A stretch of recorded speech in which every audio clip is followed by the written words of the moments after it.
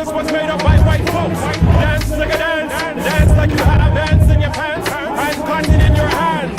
Look around, it's the same. BET only talks about whips and chains, when acting like slaves, saying get your evil on. The evil is the animal that represents the United States. You call the women a chicken and then you clock them, but no, you chickens want to eat chickens to lay the eggs. True lies is at that appetite. Jamie Lee Curtis is our hermaphrodite, that wacky type. So I'm not in the right place. Mickey Mouse has a black body and a white face, and white loves like Michael Jackson at 28. Media blinds you. Whatever they do, you won't see shit like wiping your ass with brown paper. The Emancipation Proclamation don't apply to niggers. The Emancipation Proclamation was written by Wiggers, Freemasons, and natural born killers. This is 100% pure truth.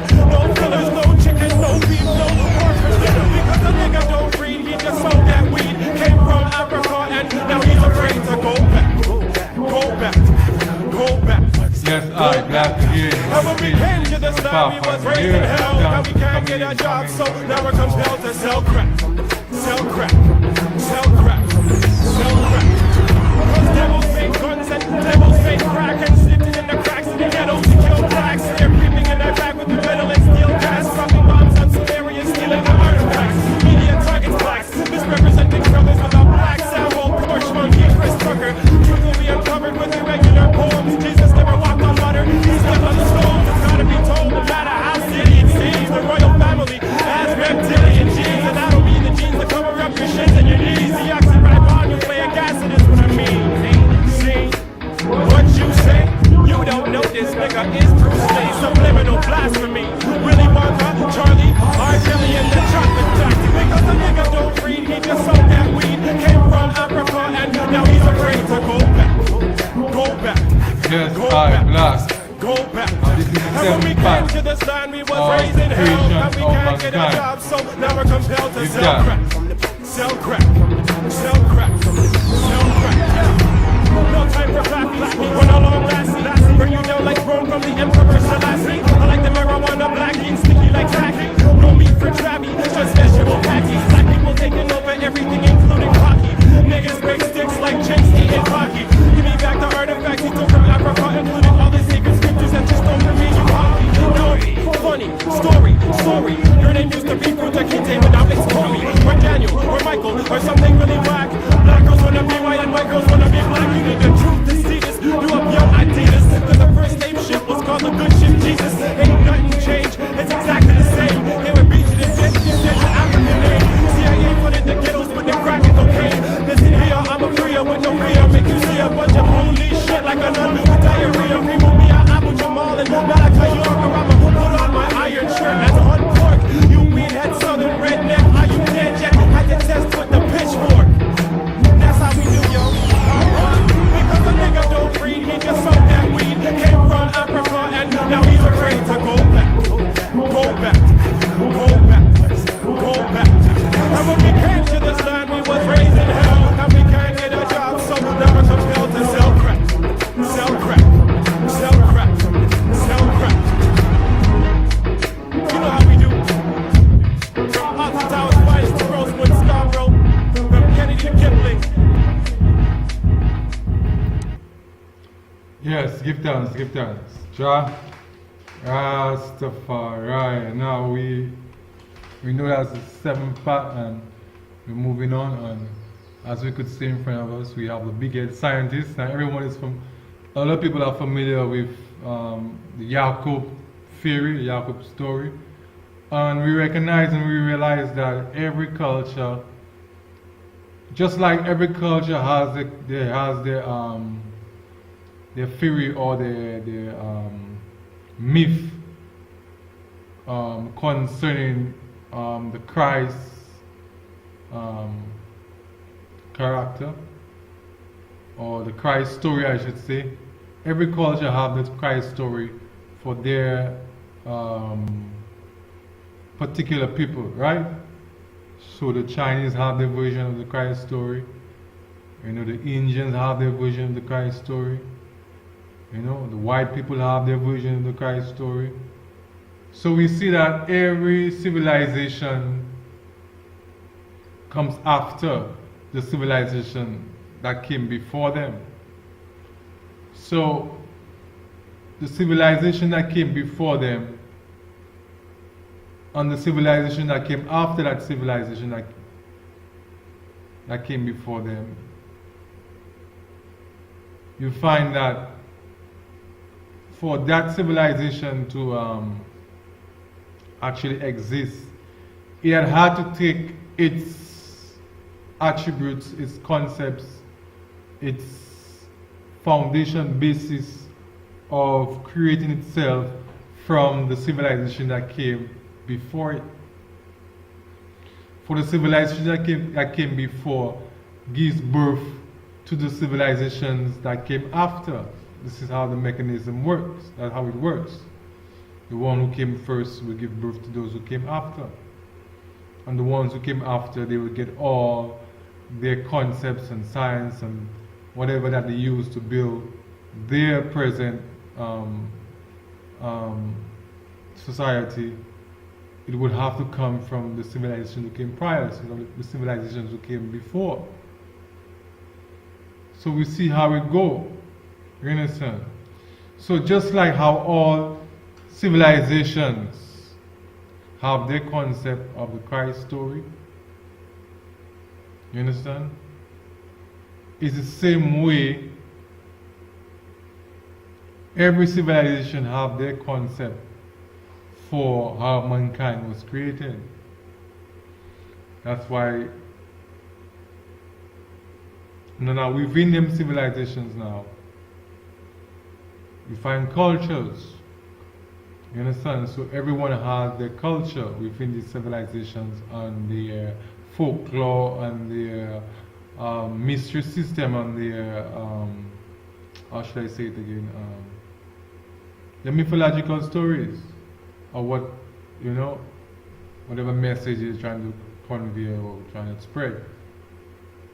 So we see when it comes to, I don't want to be long-winded, but when it comes to creation of mankind, we see the culture of that theory or story. Everyone within the different cultures have their has their way of putting it. You know, just like I explained a while ago, every culture have their way of telling the Christ story. So every culture have their way of telling the creation of mankind.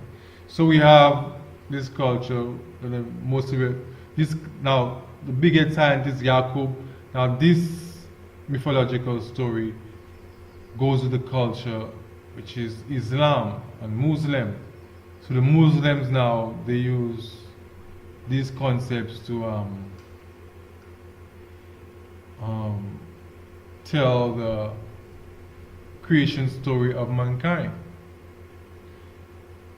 Just like we have the other culture that brings the concept of the Anunnaki came down. You understand? And we have the other culture who brings the mythological story of evolution, the Big Bang. You understand? And how you call it again? Natural selection. So we get all these different mythological stories coming from various different cultures, right? So right now we're looking at the Muslim aspect of the creation of mankind, and those who are familiar with it know how the story goes. So I will not play the video, but I'm just highlighting it to show you the different cultures bringing out the different folklore, mythological story, all the same thing, of mankind. And we've seen how all of them relates to the other. So the further we go back, we find ourselves getting back to the original story. So I just explained how civilizations come one after the other, right? And the first one will be the foundation for the others who come after, the other civilizations who come after. So we learn that black, for all those who know black supremacy once ruled the world. The solar system, galaxies, and the universes. You understand? Black supremacy once ruled the earth. And through black supremacy ruling the earth and civilizing other nations came out of that, other civilizations came out of that. Because we are the civilizers of civilizations. You understand? So we are the first. So saying all that to say now, when we look at these other civilizations with their traditions within them, because traditions could be kept by anybody. That's why black people today are following the traditions of Europeans praising a white God. So we see the Muslims now, they have particularly I'm talking about the black Muslims now, they have the concept of the big head scientist Yaqub. Where Yaqub came from a different type of planet and came to Earth and mingled with, DNA and all these type of things to create the right race. And all this, we all know how the story goes with Yaqub. Now we have touched on the Anunnaki concept of it. Understand? So this video right here, we're just gonna go and we're just gonna go for some more relating stories, right? Just to prove what I'm saying is a fact. And what I'm saying is absolutely true when it comes to these mythological stories and the truth that represents it, the reality of it. Because after you get civilization, you get the first civilization, you get civilizations come after that, and they have their mythological stories and their myths and the folklore. You understand? So when we understand all this folklore from all these different civilizations, it leads us back to Africa, which is the foundation of all folklore. You understand? So now we understand that we have a good idea where all these mythological stories are coming from. These theories are coming from when we hear them, whether it's from the Muslim, whether it's from the European, whether it's from the Indians, whether it's from the Chinese. We can understand all that right now. Where all these mythological stories and theories and all these things come from. Because we understand the foundation of all that, which is Africa. So whatever they are talking about, whether it's giants, whether it's midgets, whether it's mermaids, whether it's Bigfoot, whether it's ghosts, whether it's whatever the case may be, if all these folklores and mythological stories that we've been hearing for ages going down. Whatever what it is, you understand? It's going to link us back to Africa, right? Africa. So the topic right now is creation of mankind. And we see all nations, all traditions have their understanding of creation of mankind. That's when we look in the Bible. This is a tradition also, which explains the creation of mankind. You understand? So we see every culture within civilizations comes up with their own version of mankind, and we learn that these traditions could be passed down to any.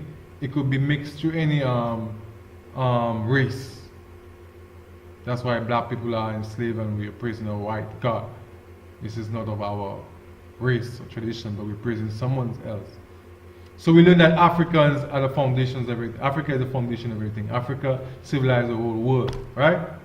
So we're gonna go to some related videos, like I said a while ago, and we're gonna move on, and we're gonna explain what we're explaining to add to the creation of mankind, because the creation of mankind is a vast subject. So we're going through different areas to bring up the concepts, so we will get a little more understanding of the concepts and the things that are being said when it comes to the creation of mankind, what is explained. So we're going to go through different aspects to see what we have, within the life and what is being said by who, and we're going to see the different aspects through different people talking about that same subject. So we're going to see how this subject is such vast, wide scale, because it's primary information we all should have. So okay, so we're gonna move on. I'm not gonna play this Yaqub video because if you want to play it, you could go on YouTube and just type and just listen to the whole thing. You know, so I just highlight it to because I never highlighted it before, but I've highlighted the Anunnaki, you know, and many others. So we're gonna skip this, and we're gonna go to this Professor Walter Williams, right? So I'm gonna play this. The reason why I'm playing this video is just to reference the civilization of mankind, and this particular mankind I'm talking about is the Caucasians, right? And how they started and when they came into Egypt. Now we're not going to play the whole video because it's a long video. We're just going to highlight certain parts, and we're going to see that. Now, before I go on, if anybody don't know about Walter Williams is if you don't know what Walter Williams represents when it comes to Kemet, African history, well, I think you're still missing a lot when it comes to learning about African origins of Christianity, when it comes to deal with Africans and the whole thing put together, slavery and everything, right? So Walter Williams is a very important key to understanding the whole thing. The type of knowledge that they bring forth, it connects and gives you a foundation that no one could remove you.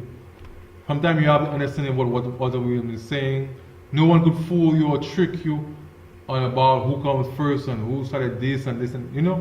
So Walter Williams is a very important key when it comes to foundation and knowing what Africans did and how the whole growth of Christianity from the ancient Africans up to how Christianity developed and the Christ figure developed and all these topics there. So if you don't have Walter Williams included in your thought process, you know, understanding when it comes to history of African history and Christianity, well, you're far away, and you don't quite understand what's going on when it comes to the topic that I'm talking about. You understand? So you must know the origins of mankind. This is the topic: creation of mankind, the origin of mankind. You understand? So I'm highlighting Walter Williams because I will tell you, you not believe me, because I've never went to any university. I don't have any degrees, none of these type of things, right? But I understand what's going on. So don't want to go too far on that, but so we're going to highlight Walter Williams, and we're going to see that it's going to show us that. Actually, I'm going to play it, and while it's playing, I'm going to explain to you what I would say right now. So we're going to go into the video right now. Give thanks, Jah Rastafari. So give thanks to the great Walter Williams, who's still alive right now, this day, with us. So, you know, give thanks. What was in those sacred manuscripts that the priesthood did not want to give us to the group? There was nothing. Those sacred. So I should say, let you know what you're listening to. So Walter Williams, this is Walter Williams, the historical origin of Christianity, part 2. So now he's actually breaking down the Ptolemies, the Europeans, when they came in and conquered Egypt, you know, and ruled on the thrones, right?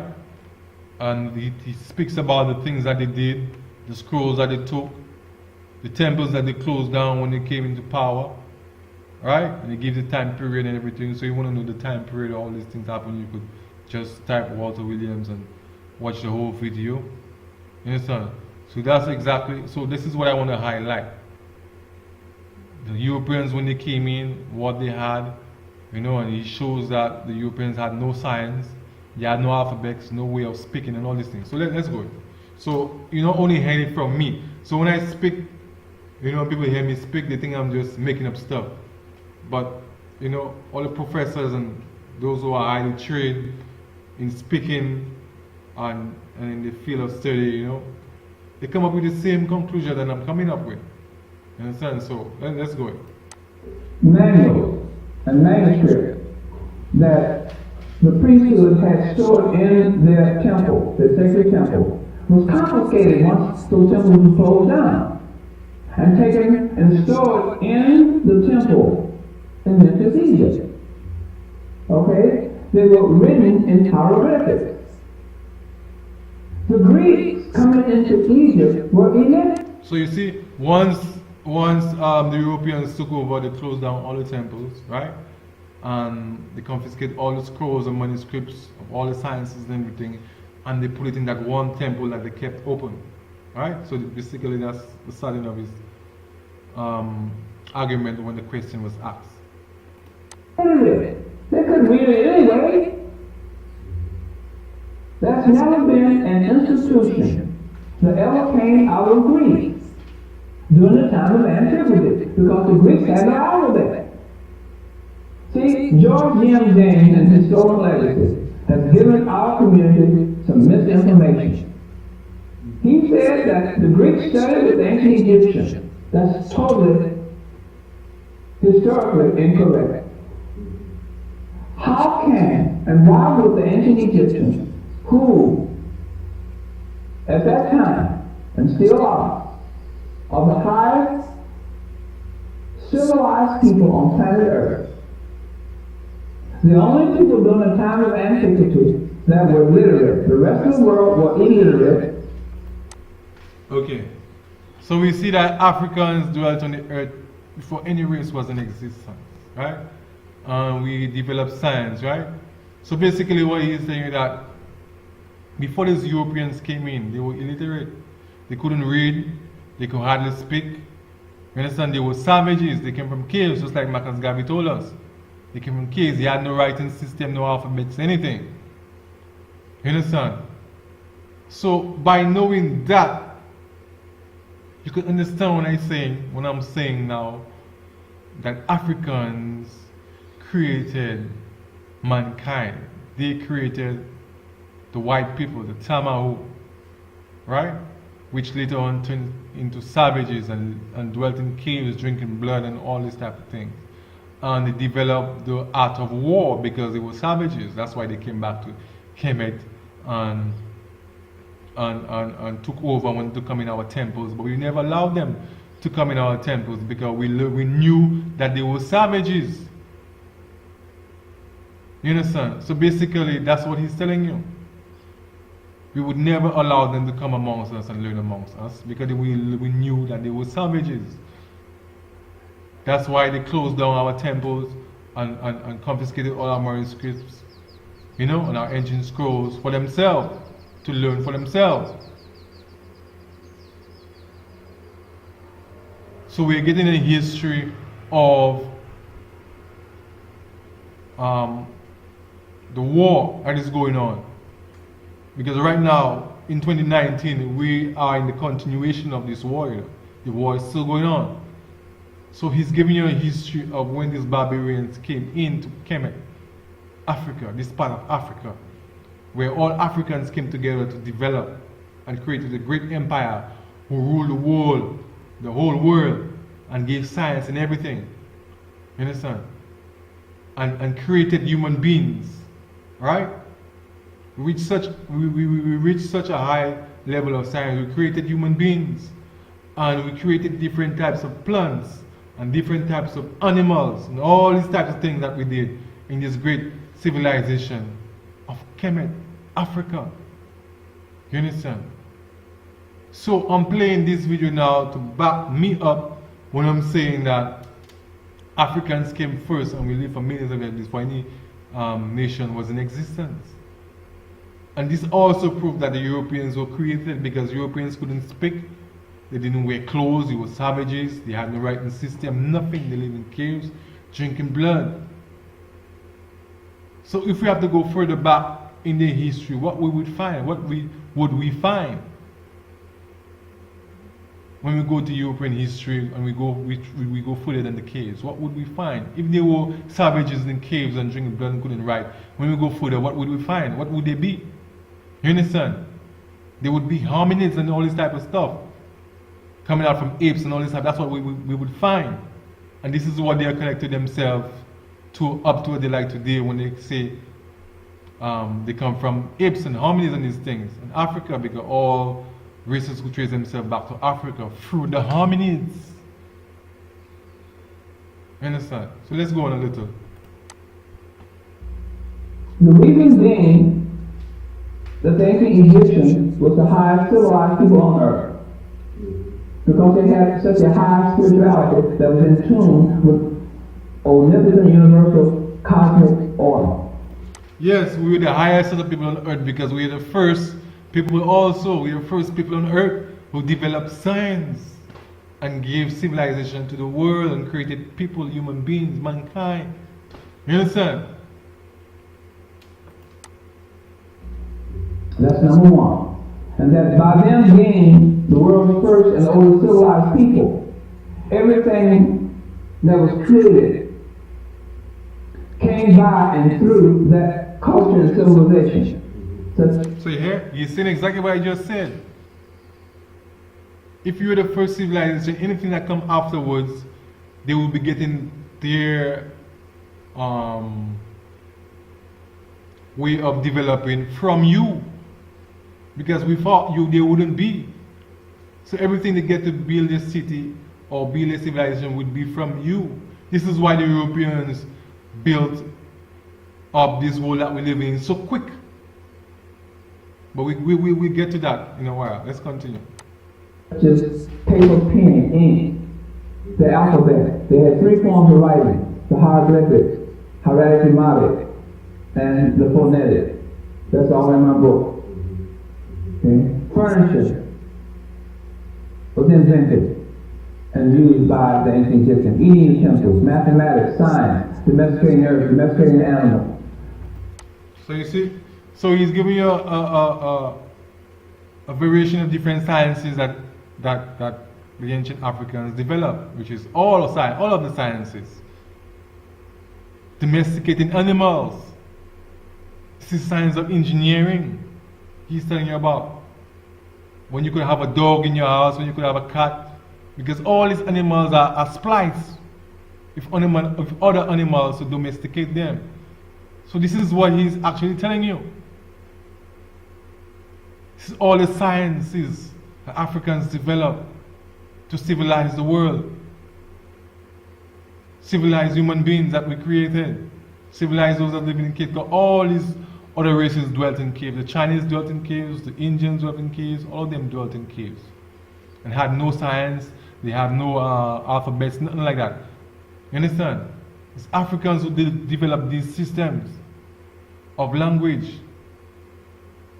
You understand? All these other languages are engineered languages from the original language. So all languages tie back into African language. You understand? All the other languages are engineered language. So we have engineering in all different levels.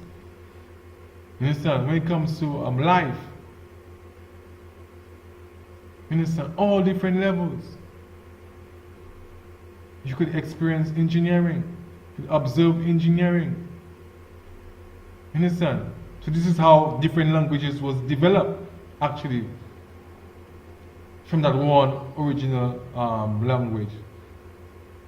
You use the same mechanism as engineering, as gene splicing and mixing genetics together to bring out something new. This is the same mechanism when it comes to different languages. It's all engineering. You understand?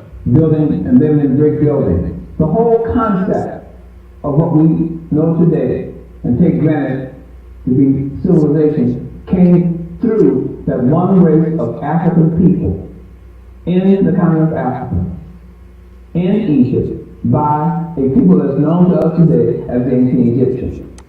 So you see, so ancient Egyptians, ancient Kemites, Africans brought civilization to the world. Not that one set of people, ancient Egyptians, you talk about in Africa that brought civilization to the world. All the African nations came together to develop Kemet and brought it to a high level of science and gave birth to the world, civilization, to the other races that we created by way of engineering.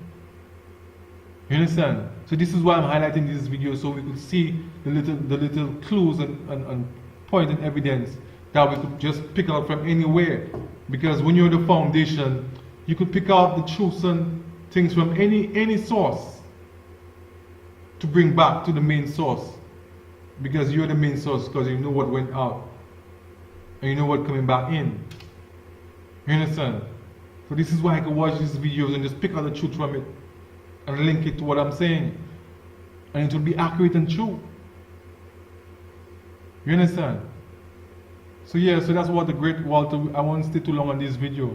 I just wanted to highlight that point of, you could go and watch the video yourself and get the full rundown, you know.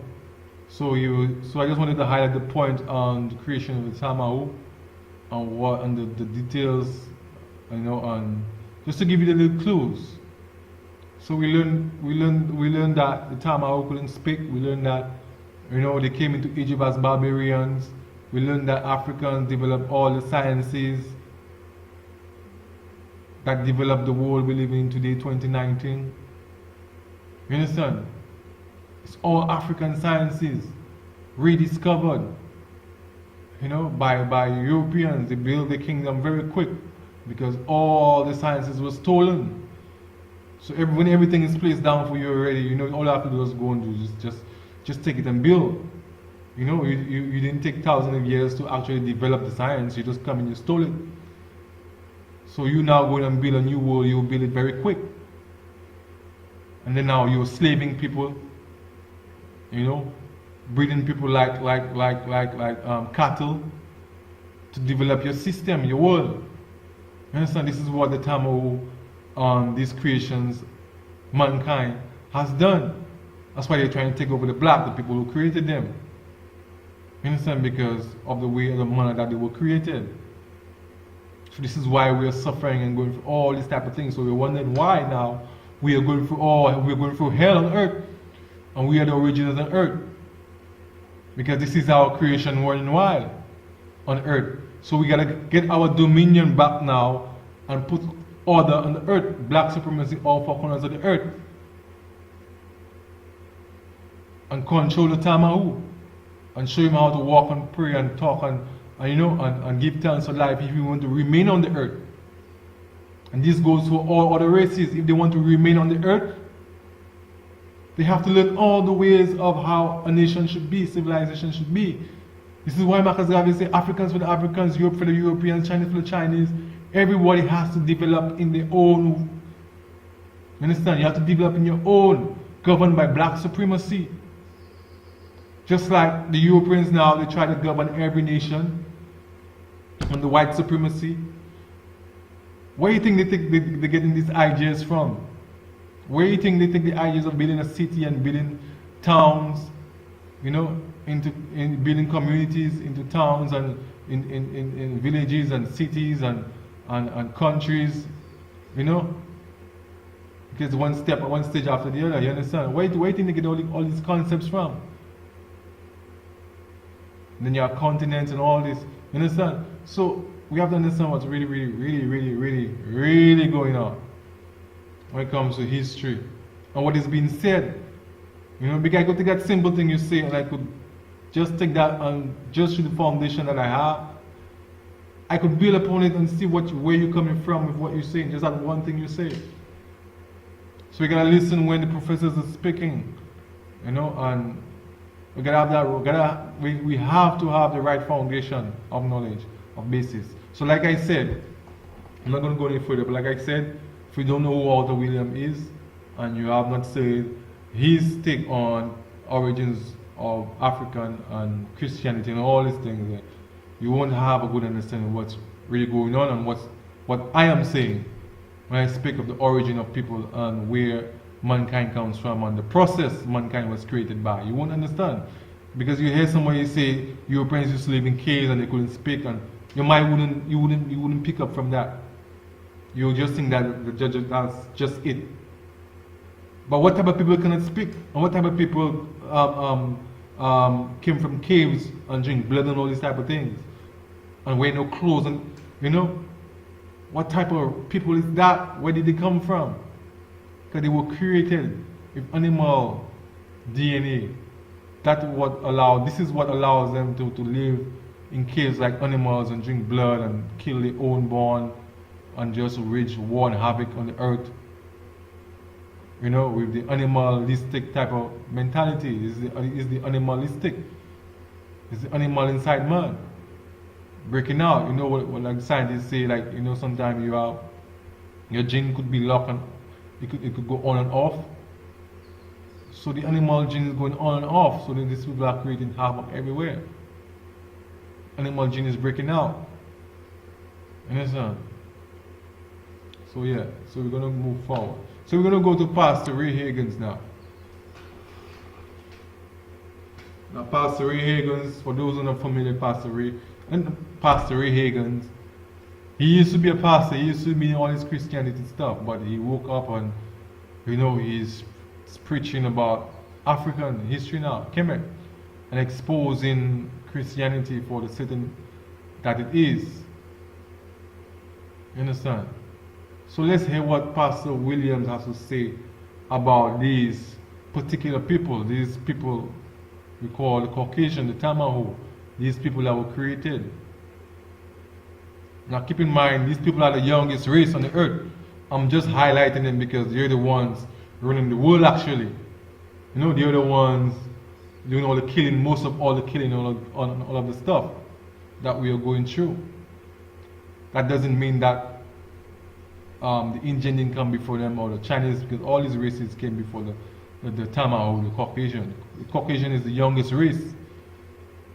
And all the other races that came with it are helping along slave the black race. So the Tamaho is giving these other races a good seat in their world. That's why you see all the races above the black race. The Chinese have running their own show, the Indians running their own show, but black people seems to just be dragging after every other nation with their show going on. So the Tamaho, which is the king of mankind right now,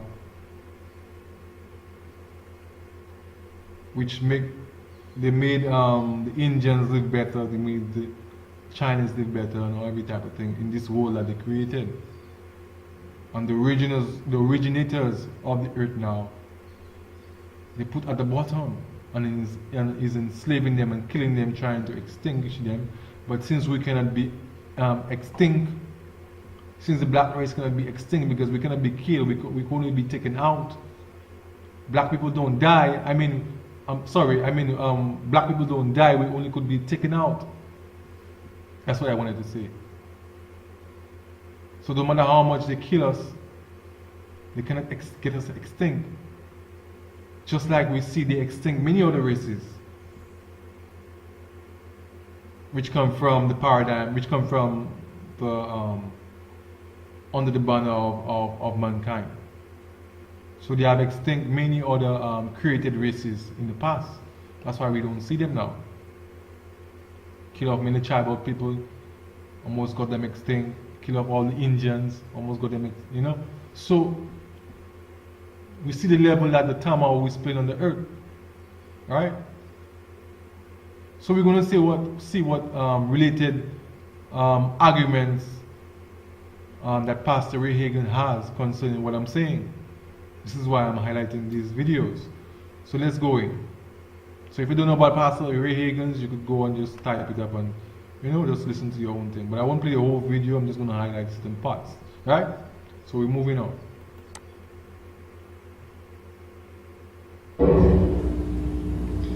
In fact, their strategically designed propaganda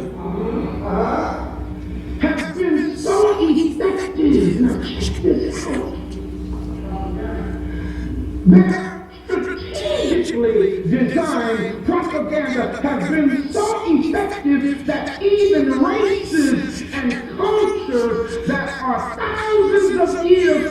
older than them have adopted their fabricated story as their own historicity. Now, just like what I said a while ago, you know, we civilize all these nations.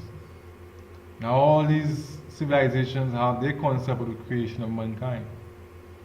It's like we have Yakub, and we have Simran, Anunnaki, all these different mankind creation within the different cultures, within the civilizations.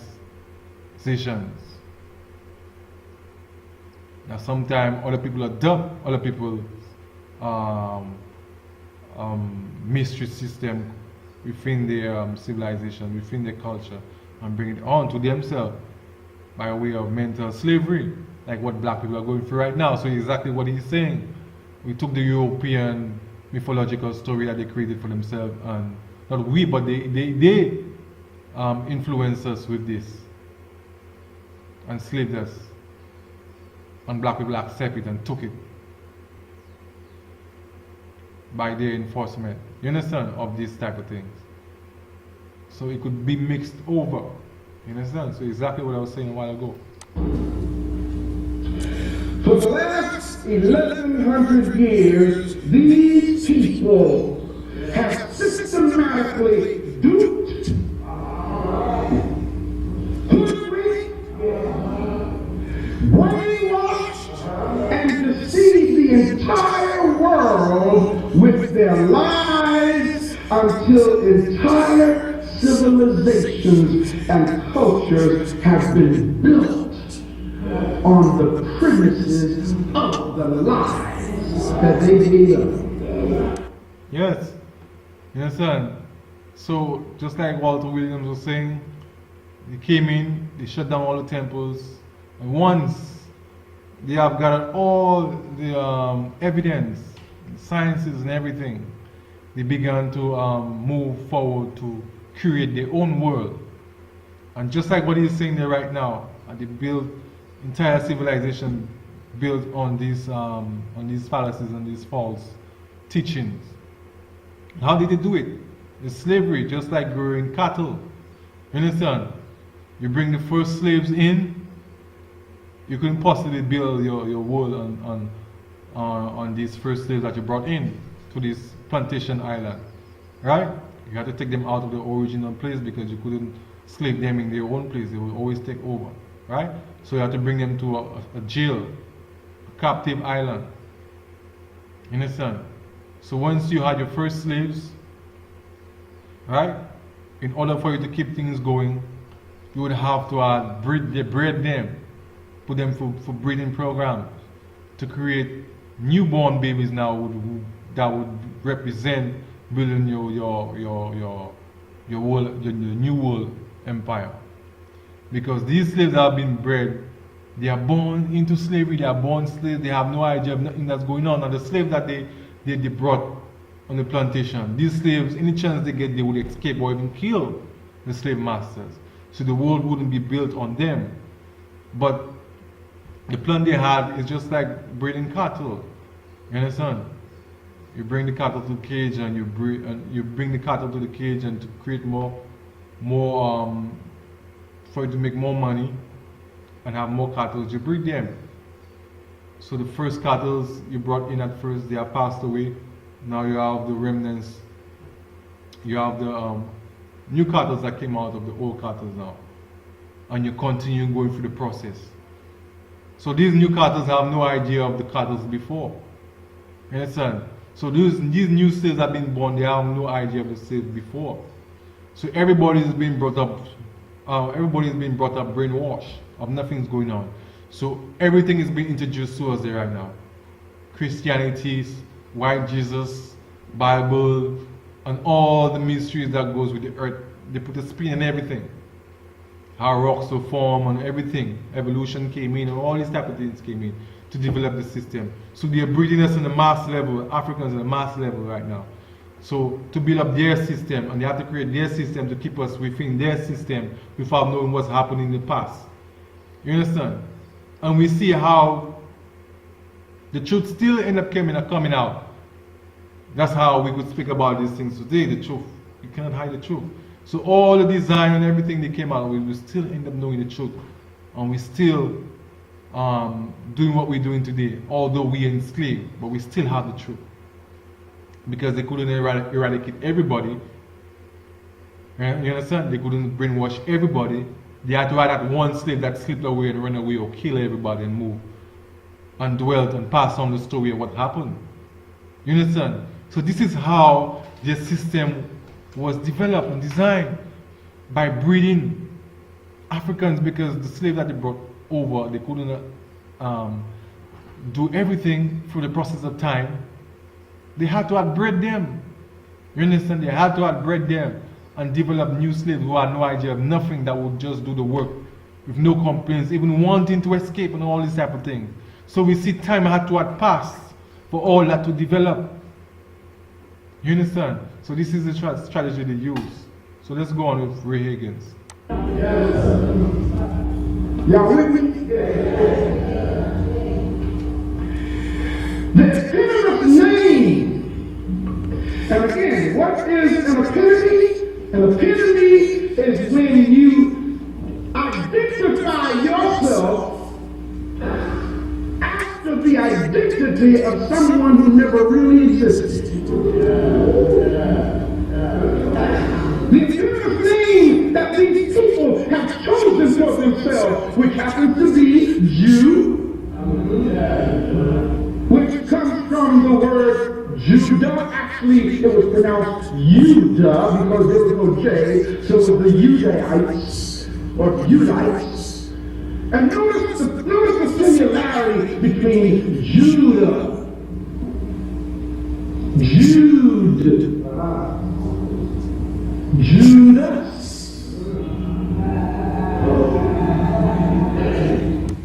So yes, so I'm not going to go any further, you know. So we recognize that these people are the newest, they're the youngest race on the planet. Now he says this in this video, but I'm not going to go too deep on that. I'm going to move to the next video because I have many other videos I want to play. But he says this in this video. He said that these people are the youngest race. They just came, and they are developed so quick, created a system, and in captive nations, people, towns create, you know, all different type of systems they created based on slavery. You understand? Now even the word J now, even though the word J wasn't created in whatever century, the sound still existed. You understand? Because when you learn how words are found, words are created, the sound always exists before the word actually being created. Actually take a symbol, before you could take a symbol to represent a word or a sound, a word, the sound always exists first. You always have the sound first. It's because you have the sound, you will then further go on, look for a symbol for it, and call it and give it a name. But the sound always exists first. So the letter J, though it didn't exist, the sound was always there. Listen, just like they say, not because you cannot find certain truths written down, that means it doesn't exist, right? But everything is put on a paper or on a wall. You understand? So not because it doesn't, you understand? So we're gonna move on. We have one for Walter Williams, Pastor Reagan. So we're going to Professor James Small. Now Professor James Small is the next black man that I admire and I respect, you know, and for his field of knowledge and his high level of understanding. You understand? And I would say again, if you have not listened to Professor James Small, Reason in African History, where you're not properly tuned in. You understand? So it's taking a little time to get in. Let me just see if I can spot something. It's taking a little while to come in. I've been pausing for a while. So yes, so we're going to go on to Professor James Small and we're going to relate we're going to see what relations he has when it comes to the topic that we're talking concerning the creation of mankind. We're going to find out one to close. What he's talking about. We're going to see what he's saying. So let's go. I just hope I have it at the right mark. You understand? So.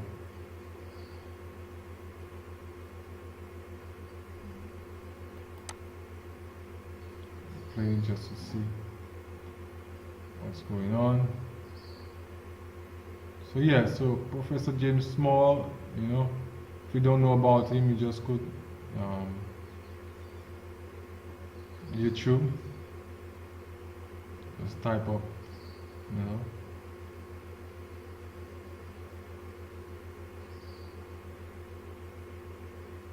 So let me go. Sorry for the delay.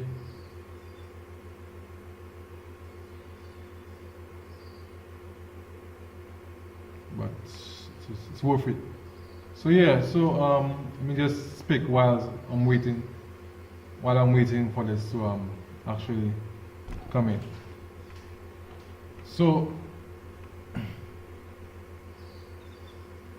we learned that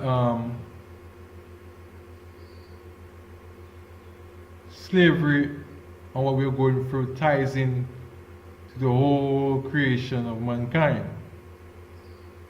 You understand? And like I said, this is a vast subject. This ties into everything that's going on. You know? This ties into everything that's going on. Everything that we're going through. This ties into it. So if you don't have a concept of this now, also move anywhere. But what we need to do is to interact with our motherland, the richest continent on earth. We're sitting here wondering whether we should go to Africa, where the Chinese is there moving the riches out of Africa. We're sitting here wondering whether we should go to Africa, the Japanese is there exploiting and moving the wealth out of Africa.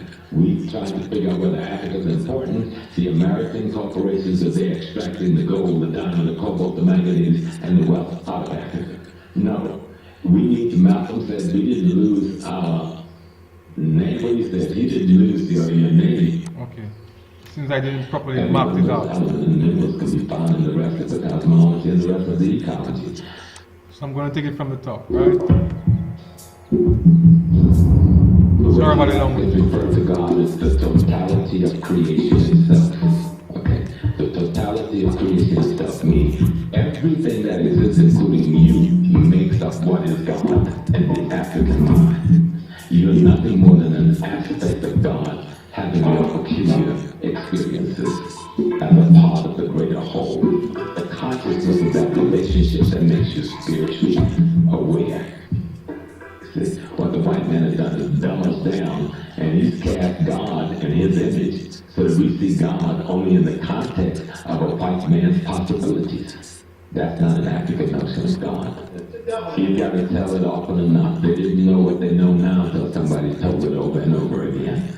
Most all religion is nothing but a path to understanding divinity. And divinity is nothing but a knowledge of cosmology and ecology and your relationship to it and this relationship to you. I mean, most human bodies break down to over 400 elements and minerals. Every one of those elements and minerals can be found in the rest of the cosmology and the rest of the ecology. So you see when I talk about Newton Gale, when I talk about mud fossils, and I talk about the earth represented by man and woman, is literally man and woman. Understand? Like Professor James Small said, all our minerals are same as the earth and the universe. Newton and Gale. You understand? That's why when you actually scan a stone, a rock, any mud fossils, you would see it is 100%. The DNA is 100% human being, the blood and everything is in there. We are exactly. This is why Christ said, if you can't do it, if you can't stand, you're gonna call up on the rocks. Now, why would he say you're gonna call up on the rocks? Some people think he's talking about other people. Aha, other people, rocks. He equate them to rocks.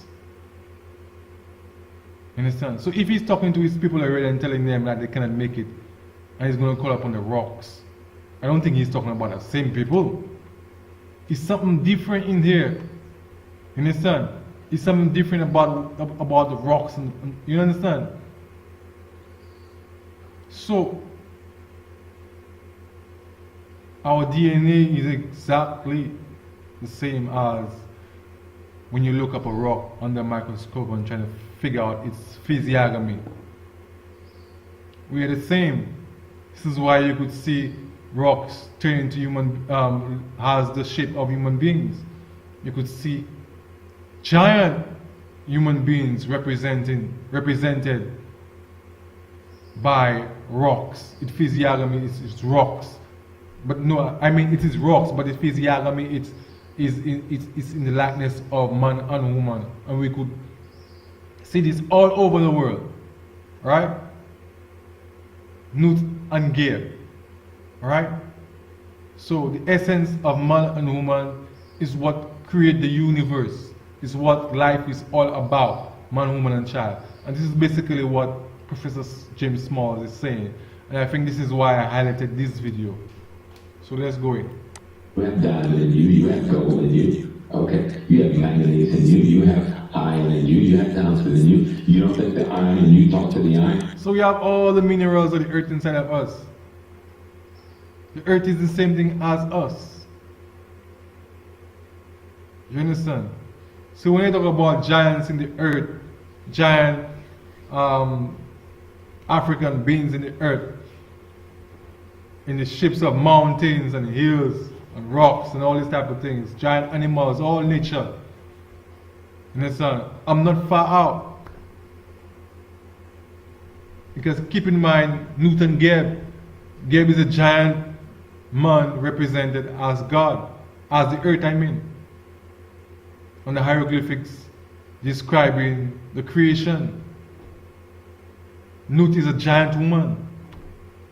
So if I say, so when I say mountains and valleys and rocks and hills, they could be giant aspects of human, not human beings, but man and woman. Because man and woman come first. So from man you get men, from woman you get women. Right? So that's why I like to use the word man instead of men. I like to use the word woman instead of women. You understand? Although they say women is more than one and men is more than one, you know, but it's a science within it. You understand? So we have the original, which is man and woman, and those who came after, you call them men and women. They fall under the category of mankind. Understand? So yeah, so let me continue. So when I say there are giants in the earth represented by in the form of mountains, rocks, hills and valleys. You understand? Our ancient Africans didn't just depict these giant beings represented by earth just for, you know, everything needs to be looked at. Everything has a meaning. They never did anything just for just doing sake. Everything has a meaning, everything has a purpose. Right? So they draw gigantic people alongside small people. This has a meaning. This isn't just drawn just for, you understand? So let's go deeper. Let's say what in the ground. Or let the manganese and you talk to the manganese and me. The only reason we don't understand because we embedded in white people's ignorance. You know? So we don't know how to make relationships anymore. Even when it happens, when you meet a woman, like when you met your wife, something attracted you to her. It wasn't just her looks. It wasn't just desire for sex. Something, because there was a bunch of other women around who you could have been attracted to. Something attracted you to her, and something attracted her to you. And that's what you got to find. See, when you find that thing, that's when you find the God in you, and you find the God in her. See, it's the God in you that recognizes the God in your mate. And that's when you become one. See knowledge. And then teach the knowledge you have. But be what? Now that whole video is of the minerals. is very informative, but I don't have time to go through the whole video, so I'm trying to go to the main points. Because we have to get familiar enough with it. I'm just getting familiar with it. I've been reading about this stuff for years. Let me go back a little. And they I'm trying to create get a story. depiction. All of the mineral Let's say the resources creation that story, make you up know, so things let's- and nuke the sky, meaning. And a tomb would be that unknowable factor that caused things to come into being. And then with a rock.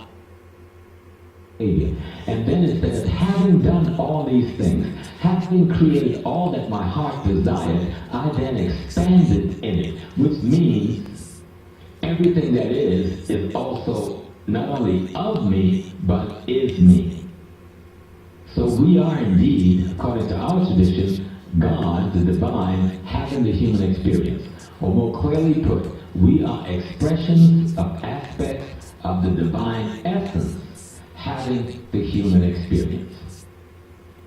I just want to add to say that when it comes to African origin of creation, we have no date. No one could point a date and say this is when the African was created. No one could do that. But when it comes to Caucasian, Chinese, Indians, we could do that. We could give them a date period. We could see when they came in and actually became a Chinese. You understand? So, but when it comes to, so we have to know the difference between African history and how far we could go back and mankind history. You understand? For man and woman is different from mankind and human beings. Remember, this is the creation of mankind we're going through there. And I've given all the different aspects of man, mankind, and human beings to give us an understanding of the creation process, of who came first and who came after, and the words used to give an understanding what is being said.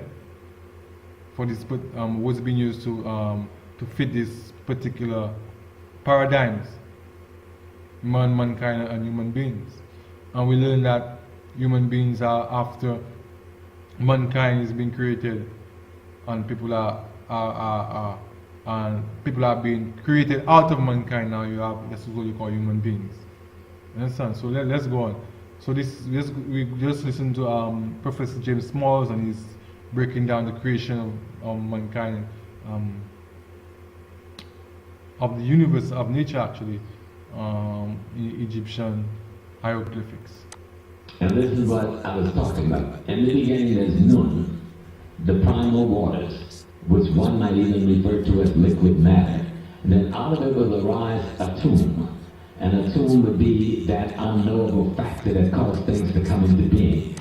So what he's breaking down actually, he's showing that the names of the gods all here, right? So he's showing from Atum, the one who came first, and all those who came after. So we are seeing what he's breaking down basically. He's showing that every god represents a certain element in the universe coming from the first atom. You understand? The first atom. It's like the Europeans like to say the first atom, you know? So everything is represented by some element in nature, something that holds everything together. Okay? Right? And then will arise a tomb Ra, meaning the light, the energy, the radiation. And out of it will give birth to Shu and Tepnut, air and moisture. And then the air and the moisture and the energy will then give birth to what we call the earth, all of the mineral resources that make up things, and nuke the sky, meaning all of the elemental. Now keep in mind all the names that call all these characters, they are represented by man and woman.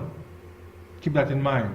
They are represented by man and woman. The air, you know, the land, everything is represented by man and woman. Right?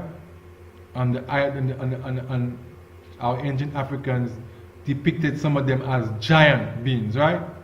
But some of us always keep out the giant looking beings. We don't recognize it as nothing. You understand? We don't, so but that's why I come in now. You understand? So let's go on. Planets that's up there. And these will give birth to Nephthys, Osiris, Isis, and Set, who would then give birth to Ra, Hathor, Horus, Anubis, and so forth. Meaning the human being would come forth from the elements of the earth and the energies of the sky. So all of what we put forth in our creation story is what they would copy in their creation story. So when they talk about Adam, Adoma.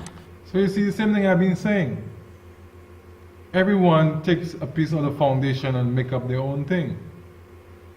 You understand? That's why we could read the Bible and trace it back and see what's going on. You understand?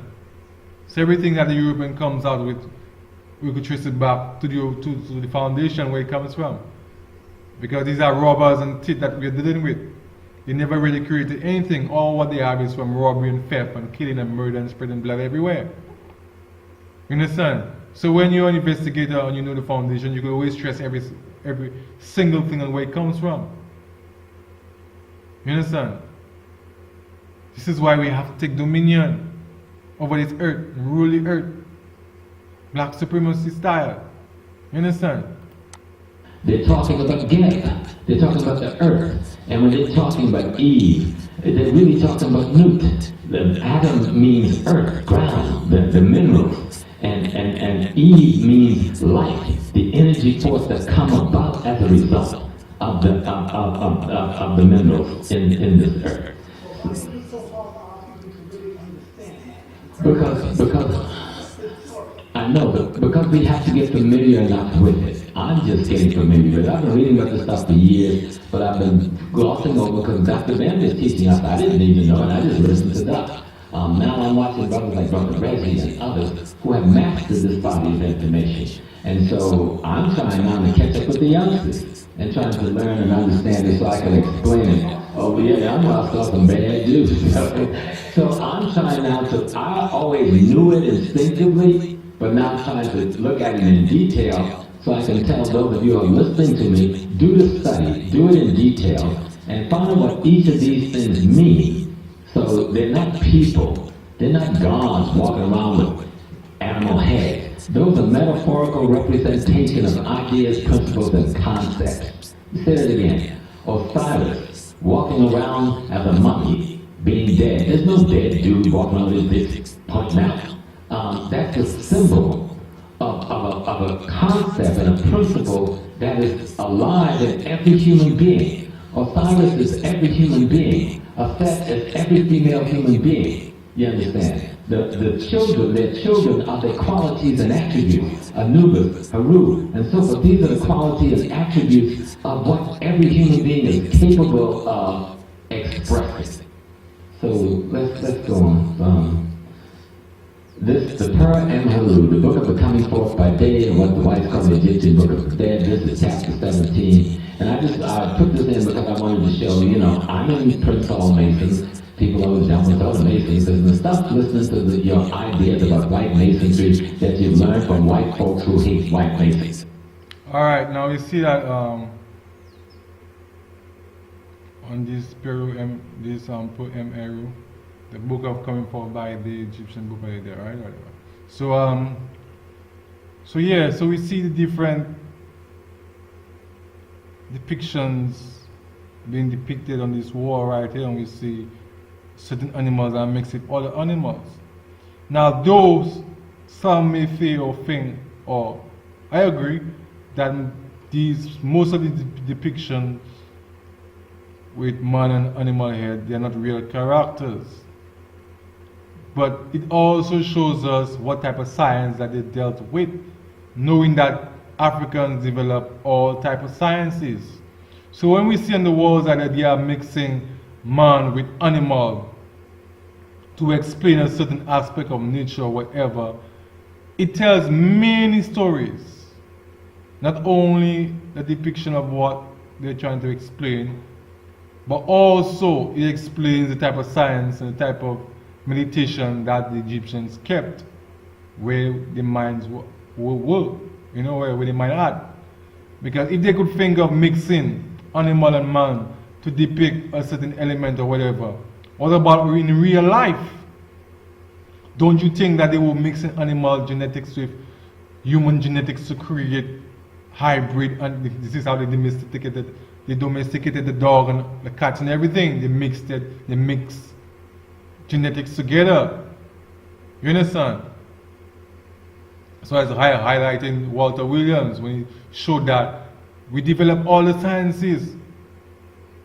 You understand? So if I could figure that out and just watch these things and say that, but how comes? Okay, these are not really literal beings with hawk head and all these type of things, right? We don't believe that, right? It means something different.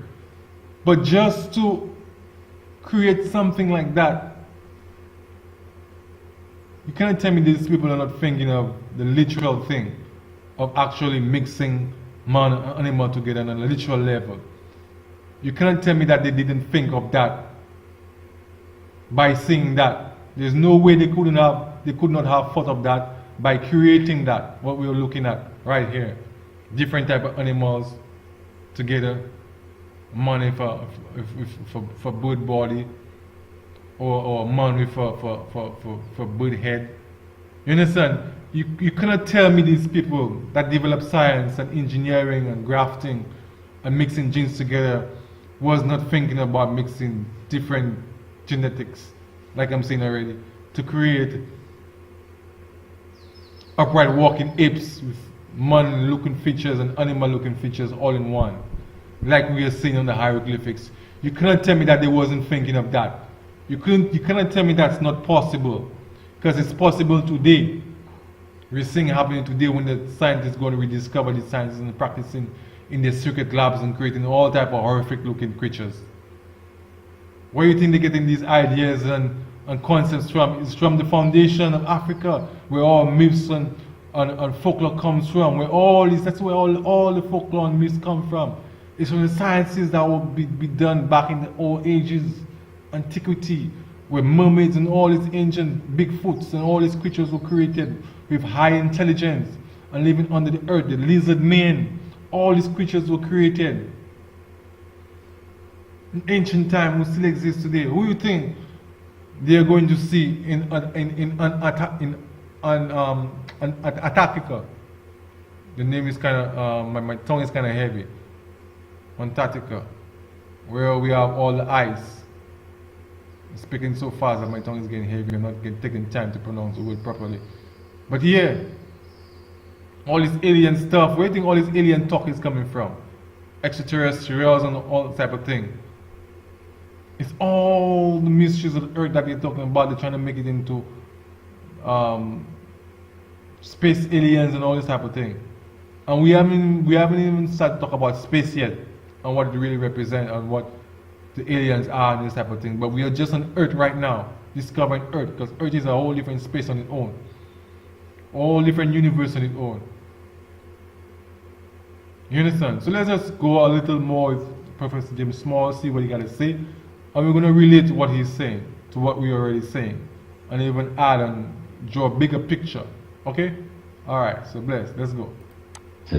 Go do your own research and find out what masonry is all about and where it comes from. And this symbol right here with the lion, a leopard facing in different directions, this is just a concept that symbolizes yesterday and tomorrow. And the light in the center, Ra, represents today.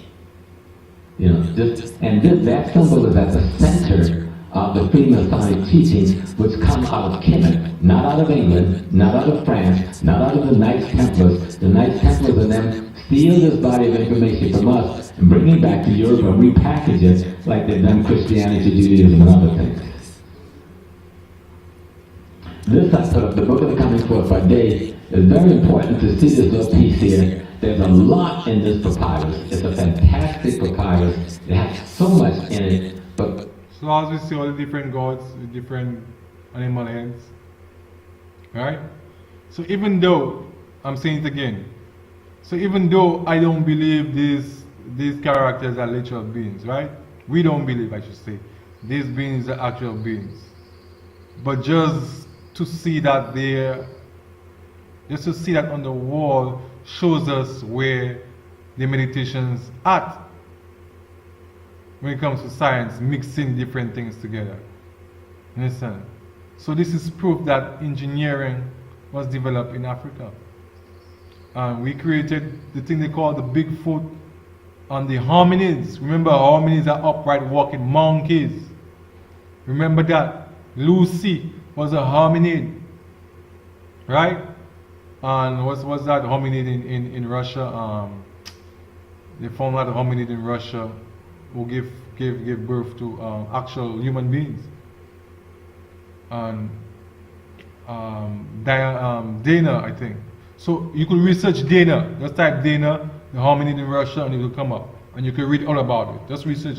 This happening in our time, when people was developing in the Western world already. They found a hominid. You understand? So there are plenty of hominids. The hominids are normally big. They are the Bigfoot. They're the Bigfoot that run all across America, in Mexico, in China, and all these places. You know, hominids still exist today. They still exist. You understand? So if we have upright walking creatures looking like human beings and apes and all these things at once, these things are not far-fetched. Even though we believe they are not literal beings, right? Really? So even though we believe that, right? Okay, let's move on. Let's move on. Let's move on. The little piece I was concerned with was to show you, brother, this is the Papyrus of Ani. Brother Ani has passed away. This is his soul, his ba, being watching his spirit being weighed. This is the feather of Ma'at, the feather of truth. This is his heart being weighed. His heart meaning his deeds, how he lived, how he spoke, how he acted, how he behaved on this earth. So this is a judgment scene, like he'll be saying in a while. This is a judgment scene. But this is not the reason why I highlighted this, you know. I'm playing this. So I'm gonna move on to next video now. So we're gonna go into the aspect of we're still on the aspect of mankind creation, you know. We're just going for different avenues, different areas to prove this one point, you know. So our ancient Egyptians, our ancient African ancestors created mankind. We created the pyramids, we created all the mythical creatures, which include giants.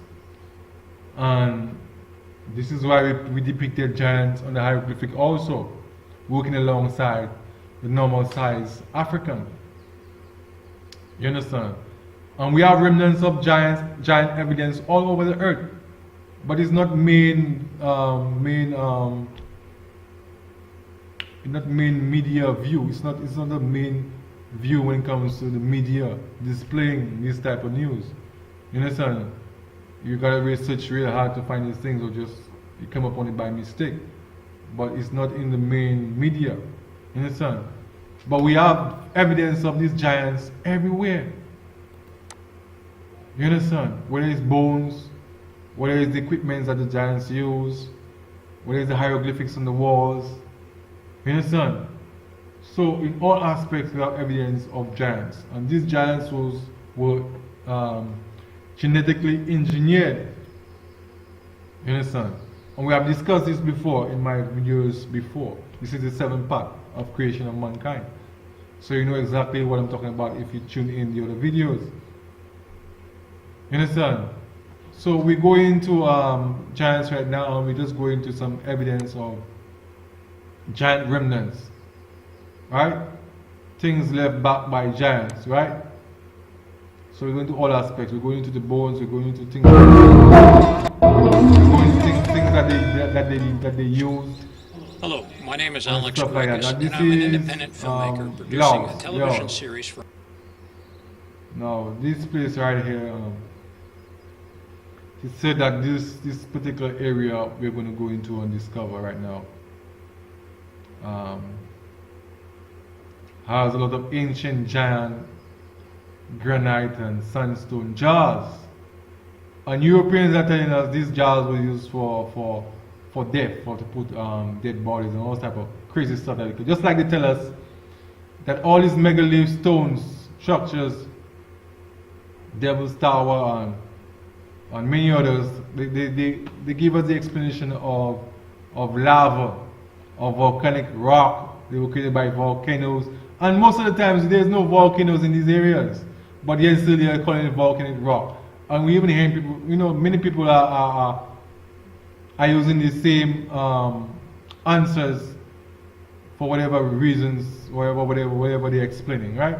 Saying it's volcanic rock and all this type of thing, but not do no further investigation and really actually looking at evidence and seeing for yourself you know, and seeing if this adds up. We just take what the European scientists say and think is the truth, right?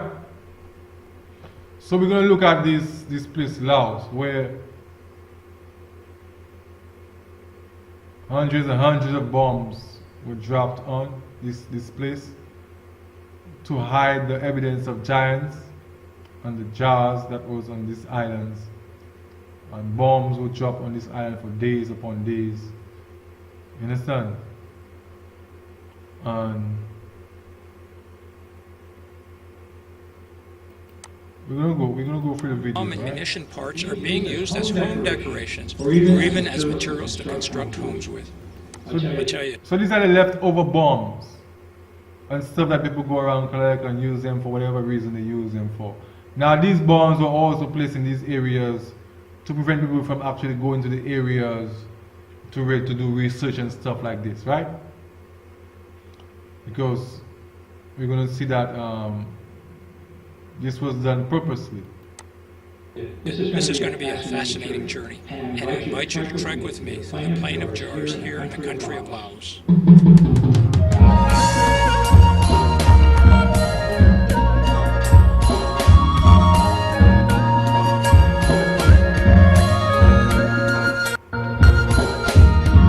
Skip all that. Not a Cold War pawn. A settlement concluded at the conference I think table. this is a speech concerning the dropping of the bombs in that time Very word period. secrecy is repugnant. You know, so as you could see, the video is showing that bombs is being dropping on this place called We are as Laos. people. And this same area now, this is where all the giant jars and all the giant evidence, some of the giant evidence is located. We decided long ago And bombs are dropped dangers of excessive hours upon armed hours. concealment. Day by day. Bombs will be dropped in this area, killing millions of people also. Keep in mind. You Even understand? today, there is little value in opposing the threat of a closed society by imitating its arbitrary restrictions. So, bombs will today, drop daily, there is 24 little hours a value day, in ensuring the right? Laos survival was of bombed our nation. every 8 Our minutes, tradition 24 will hours not per survive day. with it. From And there is very 1964 to grave danger. 1973, An right? announced need for increased security. And bombs will drop, dropping, as you could see, every 8 minutes. And millions of people died, right? And many evidence of the giants were destroyed also. But we still have all the remnants of the jars. This is what we are taking a look at right now. Will be seized upon by those anxious to expand its meaning to the very limits of official censorship and concealment. That I do not intend to admit. Let's go on. So we learned that the crackerzoids and them, you know, whenever they want to invade your country, they find that they have some type of precious thing going on there, or evidence they want to hide. They will always give them some stupid excuse or the reason why they're dropping bombs, the reason why they're going in and invade and say you're criminal, all this type of thing. So this is the same type of game they played on Laos. You know, they gave reasons why the bombs and all this type of thing were being dropped and everything just to hide the real evidence. You understand? So yeah.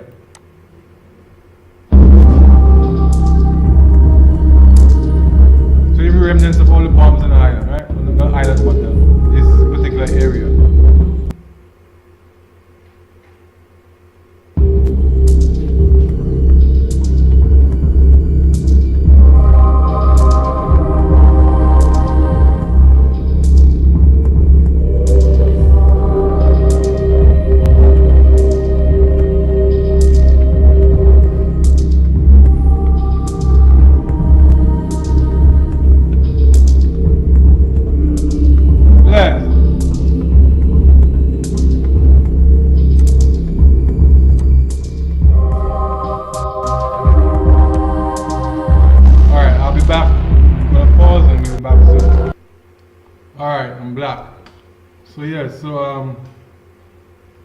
So the jars now. So although these people now, they never, they consider these jars were being used for burial purposes. Although they don't find any dead corpse, any skeletal remains, there are no fossils around to indicate dead bodies was being kept in that or in whichever way, right? There's no evidence to show nothing like that, but yet still they'll just tell us these jars was used for burial purposes. Just like they tell us the pyramids were built to just keep dead bodies, right? And they say all these megalith mountains and structures were created by lava flow. And we all know how lava flow, but we're going to go into that in a minute. So, so let's just take a look at the jars for a minute and see how they look. Jar over here, this large granite or sandstone jar. Look at this over here. This here. Now keep in mind, before I play this video, keep in mind the people that are living in this area called Laos, and these are not the original people of this place right here. They came and find all these structures from here. You know, these people are.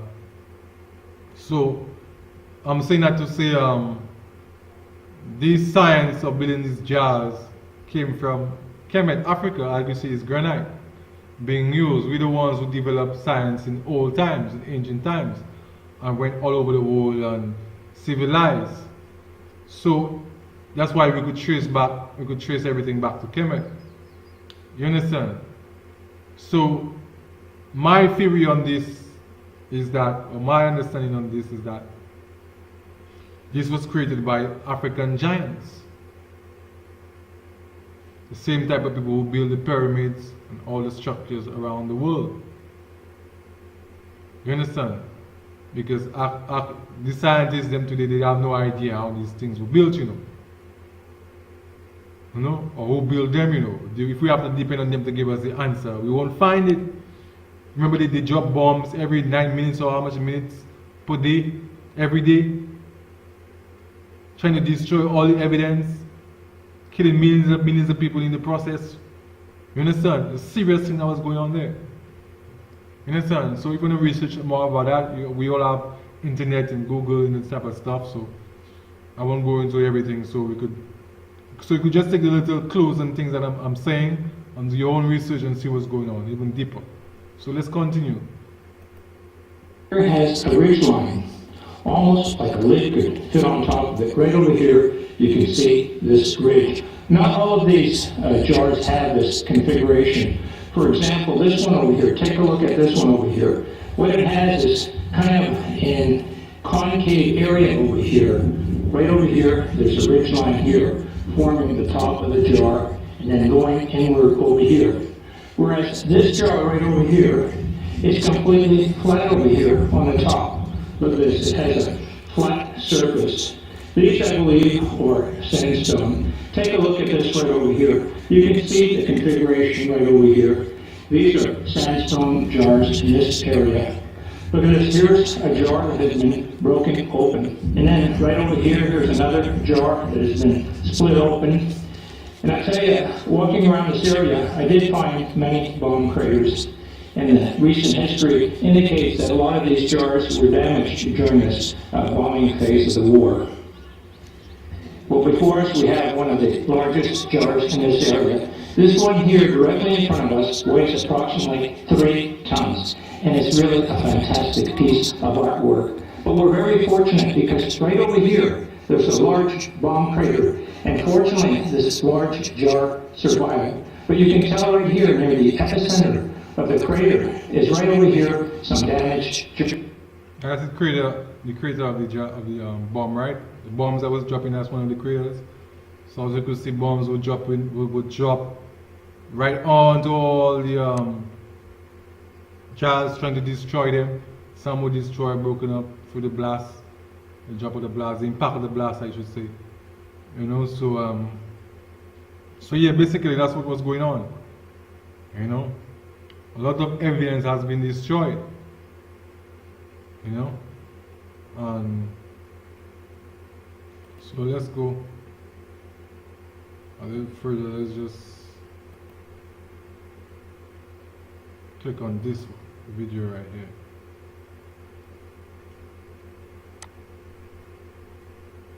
Hey, what's up everyone, I'm Jason, and I believe that giants and titans once walked our world and helped to terraform it and shape it into what we have today. One region of the world. Now when he's talking about giants and titans, the titans are from the European aspect of the ancient gods, the giants.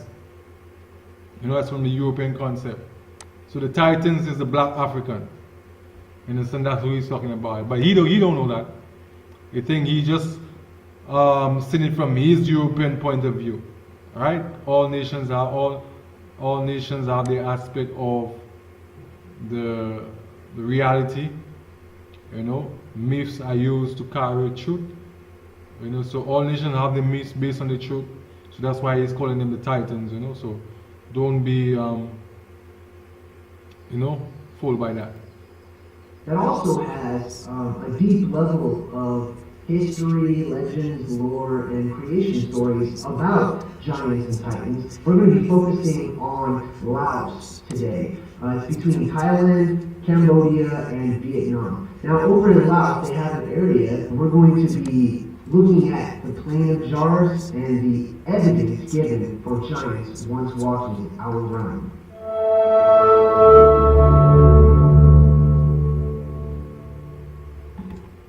Okay, so here's a picture of some of these jars. Basically, it's an entire area with hundreds and hundreds of these megalithic stone jars. There are hundreds of these all over the place with no good. Since when ancient people preserve dead bodies in jars? For scientists to say this is what this has to do with death and using these jars to preserve death or whatever, dead bodies or whatever. Stupid theories they just come up with and we just take it and just digest it. You understand? Without even looking into it ourselves and saying like, what, like that don't make sense. You understand? We always have to look into it ourselves and see what's really going on instead of just taking everything people say because they come under title scientists or they have PhD in this and that and that and that, whatever. You understand?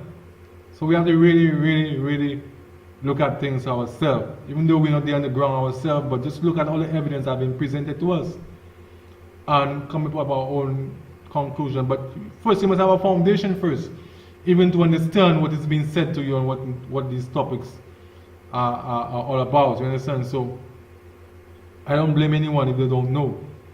This is why I'm saying what I'm saying still. You understand? So give thanks. Good explanation by the mainstream explaining their existence. Basically, the mainstream says that these jars were created at some point 500 BC in order to contain the bodies of the dead. I'm not buying that, just like I'm not buying that the pyramids are huge tombs for pharaohs, and they're humongous. As you can see, they were clearly shaped. Okay, something made these. Something that was extremely large, like the giants or the titans that once walked these particular areas, rich with the stories and the legends of their creation and where they come from. You know, in Cambodia, they believe that they were born from the Naga, which basically are a reptilian-like, or I would call them a silica race of beings that pre-existed the human race. Indeed. Like these people all the way over here. Hear what you're saying? These people all the way over here in Laos. Right? They're saying that the mythological story goes back to the Naga, which comes from Africa, goes into the Buddha and all these type of people there, right? China, right? So I'm saying now the Naga is related to the black people, you know, Naga, reptoid, not reptoid, but yes, reptoid, I could say reptoid, lizard-like people. Because they are all different type of people, right? The lizard-like type people, people we call the reptilians. And Naga, we see the serpent people, we see the serpents all over in China. You understand? So just like I was saying a while ago, like, this is the science of Africans, ancient Africans. So he's saying the same thing, ancient Egyptians. Not in so many words, but I'm just showing you the little tools where, you know, we could see what somebody is saying when they talk, even though they don't talk directly, but you could still see what they're saying. So just like I was saying, you could see the science is a science from ancient Africans who built the pyramids. You understand? The same granite using, you know, same stone building, and we're the only civilizers in the world, we're the only one building and have schools and these type of things in the ancient world, Africans only. And if giants exist and all these things exist, they would be black first. So if he believes in giants, he should believe in the black giant first, because black giants came first before there were any white giants or Chinese giants or Indian giants. It was the Anunnaki, the Titans, the black Africans. That's who they are. When they speak of Titans and this type, it's the black Africans who civilized. You understand? The Caucasian giants now, the Chinese giant, Indian giant, these giants came in existence same time, even before the new modern Europeans and whatever people will have you, because the European giant they were actually savages and meat eaters and human eaters. That's why you hear the tales of giant eating human beings. They were the Caucasian giants, because these people had no melanin in them. And the black African giants now, which are the Titans, the Europeans talk about, that created everything and this and that and that. These are the African giants who carve our world and design the pattern of our world and the mountains and the hills, and carry the heavy granite stones from one distance to the other and all these type of things. Because just like Europeans have giant machines creating hills and valleys and breaking down mountains and all these type of things, same way Africans develop the science of human giants, African giants, who also carve and carry heavy bricks and stones and did the work. You understand? This is why they cannot find out how Africans did it, because they are looking in the wrong areas, the wrong aspects. You understand? So yes. So I won't play too much of that video. We're gonna go into the aspect of, we're still on the jazz aspect actually, but we're just moving along. Understand? We're just moving along. So when you search the jazz on the internet, this is the depictions, this is the pics you will get of this jazz. So you can go research it. Many research has been done on this jazz, but it holds the giant title in front, you know, giant jazz. You know, although we are not touched on what this jazz was used for actually, but we could just use our mind. We could do the further investigation. You understand? So we also see we're gonna move along. So yeah, so I'm highlighting all this evidence to support what I'm saying, the truth that I'm saying, so y'all could get a good understanding of what I'm saying.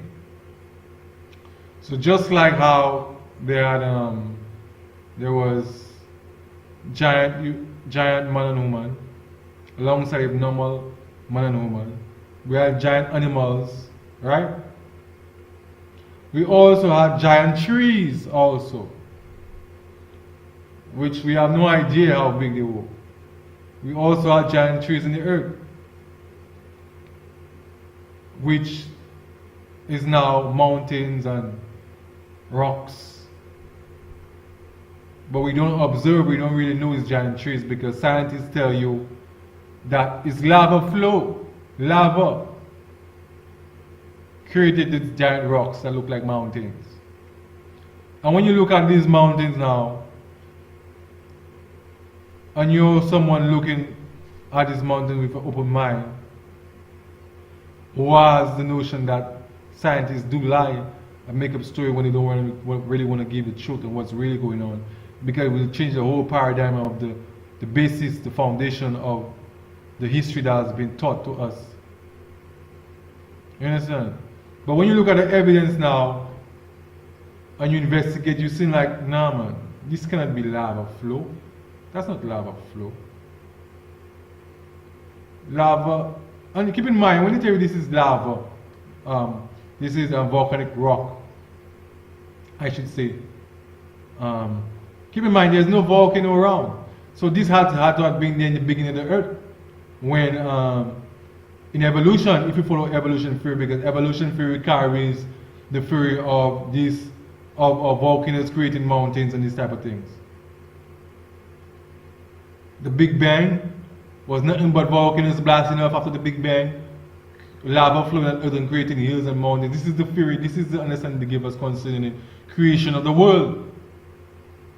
So this had to have been there from the creation of the world. If lava created it and created its structure the way this mountain looks. And you could find the structure of this mountain in other countries with the same type of pattern.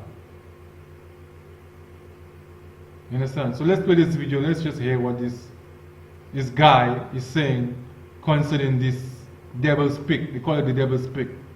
The famous mountain here. This has been on movies. Mountain has been shown on movies and all type of things. You understand? So let's go into that point.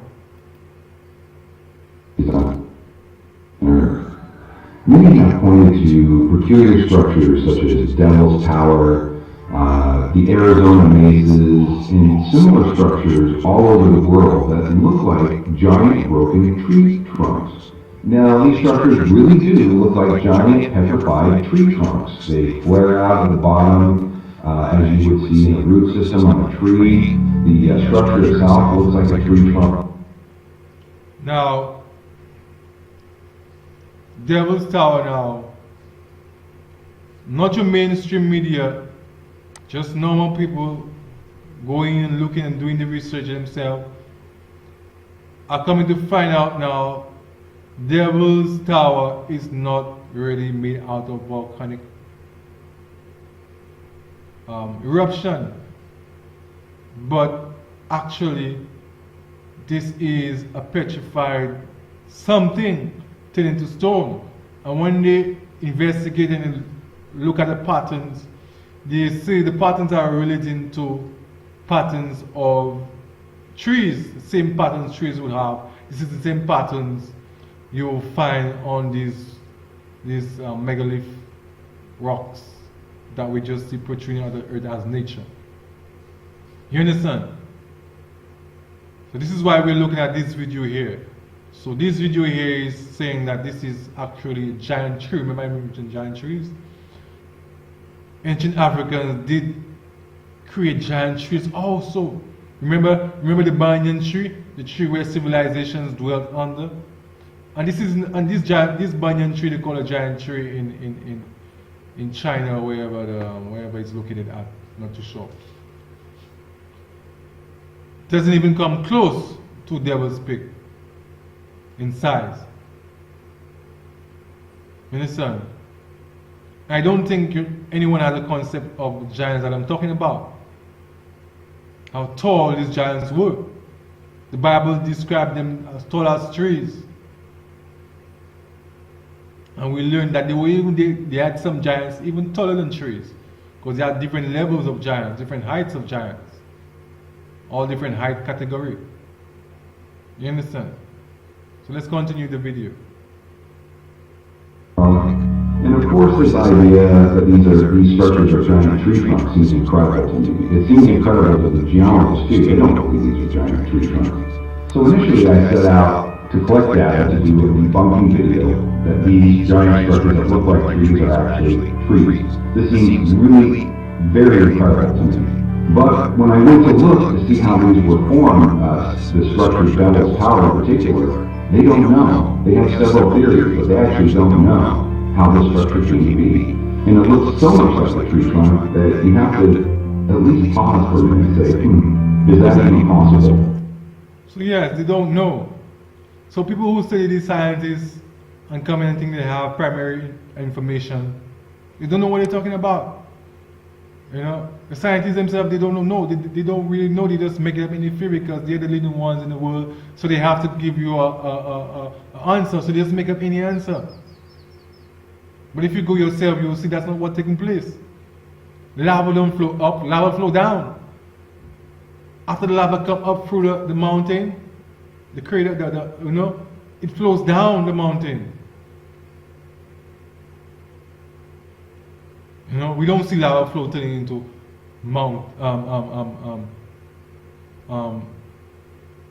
protruding mountains going up. You know, the lava flows down. The magma comes from the earth, goes up and turns into lava and flows down, uncovers whatever surface that is flowing down from. This is how lava works. There's no actually design on how the lava flows. It's only based on how the lava comes out and flows due to the eruption. You understand?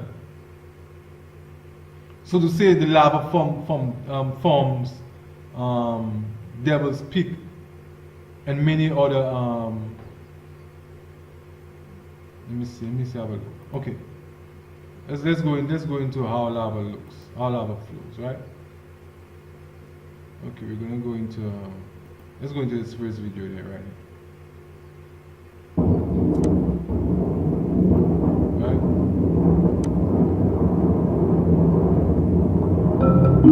Lava gushing down the side of a volcano is certainly a dramatic sight to behold.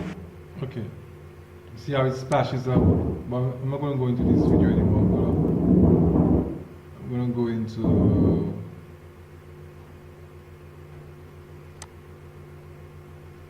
go into this one right here.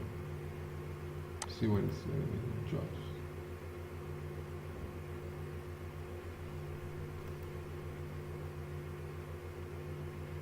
I'm just looking for the right one. Okay, I'm going to play this one. So we're going to watch how lava flows, right?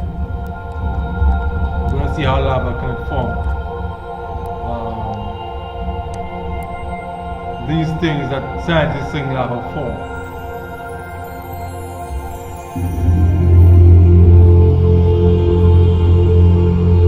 So we see, right?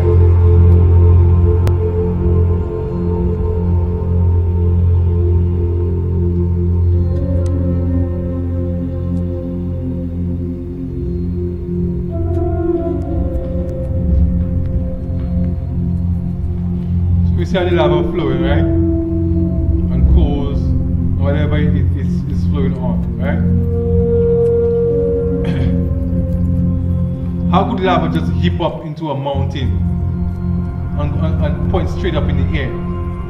You understand? Lava flows down from the mountain that it's coming from. It flows down.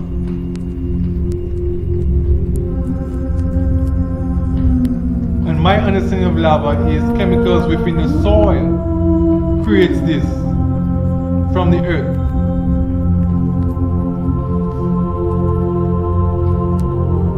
And these chemicals are being reacted by the different types of soil being dug from the earth and being placed into one place. And by the chemicals within the soil now, develop what you call a volcano, which is just turned to be a fire, magma. And when it shoots out of the earth now, it turns into lava and flows downhill and spreads everywhere. But it don't create that.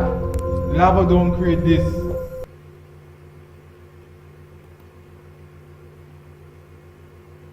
Lava don't create this.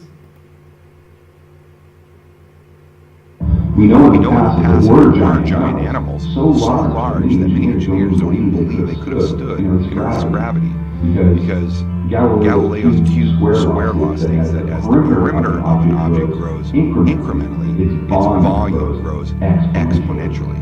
So there are some masons not too far from where I live now in Arizona, and I decided to go for a hike out there. So lava don't create these structures like that. Right? Lava don't create structures like that. Lava come from structures like that. But it don't create structures like that. It comes from the rock, the mountains, and flows down the hills. But it don't create the mountains. You understand? Lava don't create the mountains. It comes from the mountain and flows down the hill. And we see how lava looks when it flows and it comes down the hill. We see how it looks. So lava is not that.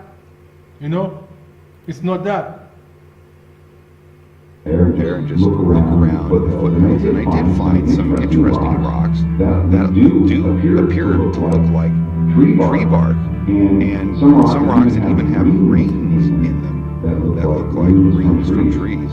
So I thought, well, that's interesting. I wasn't expecting to find something like that. So this also put a question in my mind: what's going on here? So I decided to look at some of these peculiar structures that you see in Devil's Tower and compare it with actual. So Devil's Tower now, it has more evidence of being a tree turned into rock than it being lava flow just plump up into a tall mountain, rocky mountain. You understand? So all those who believe lava could just mount up into a mountain and just turn into rock like that and just, you know, just go, and we know, just so, you know, when you're out of the box, you actually see what's taking place to those inside the box. You understand? So let's continue on this video. This guy is breaking down what Devil Tower really is through his research. Known petrified tree. And Devil's Tower has peculiar structures that look like cells, square cells up and down. And I'm sorry for not letting the video just play, but just check the structure of this. This is Devil's Tower. Now, this same structure, you could find this same structure of this rock in different countries with mountains or rocks looking the same exact way, right? The same structure, and they always say because of lava flow, because of they always say this is volcanic rock. How could lava flow create this? Huh? How could lava flow create this pattern right here? This is not lava flow.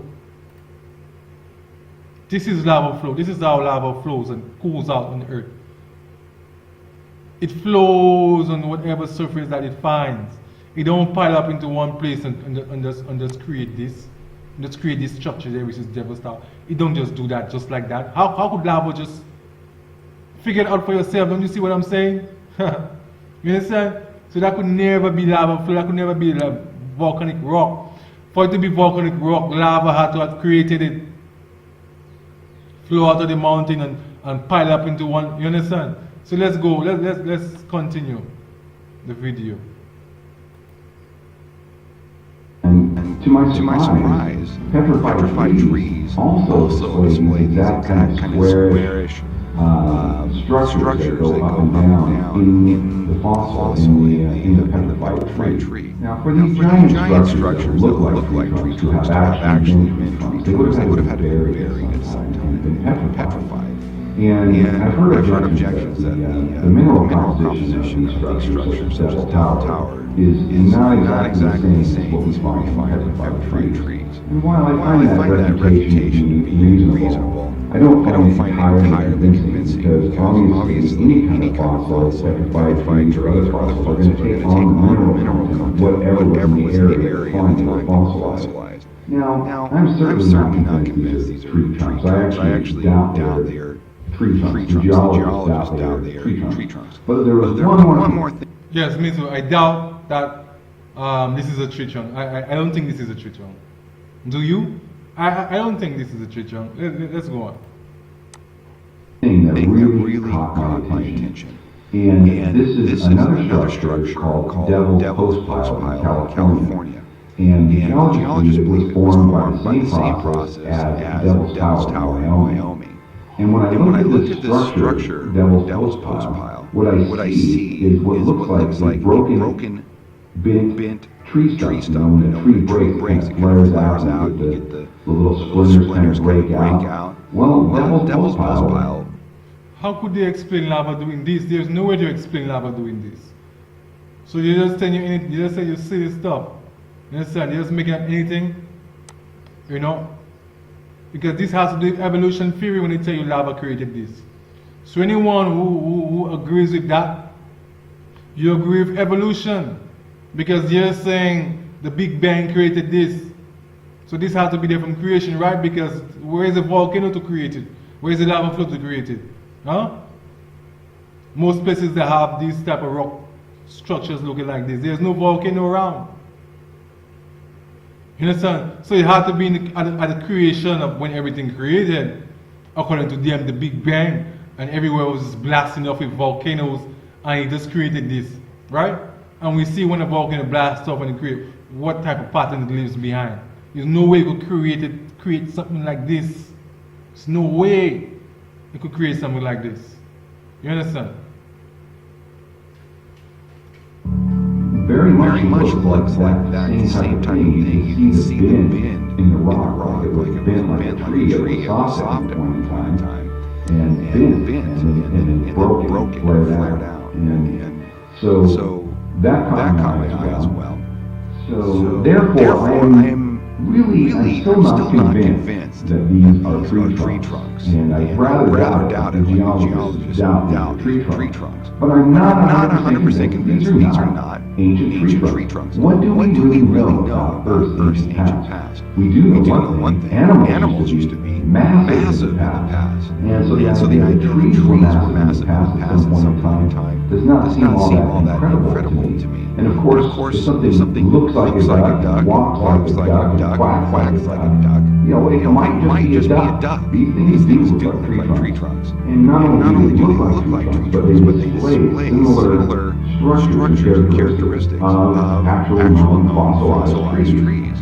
And so, I'll leave it up to you to decide for yourself. I'm not convinced they're tree trunks, but I'm not convinced they're not tree trunks.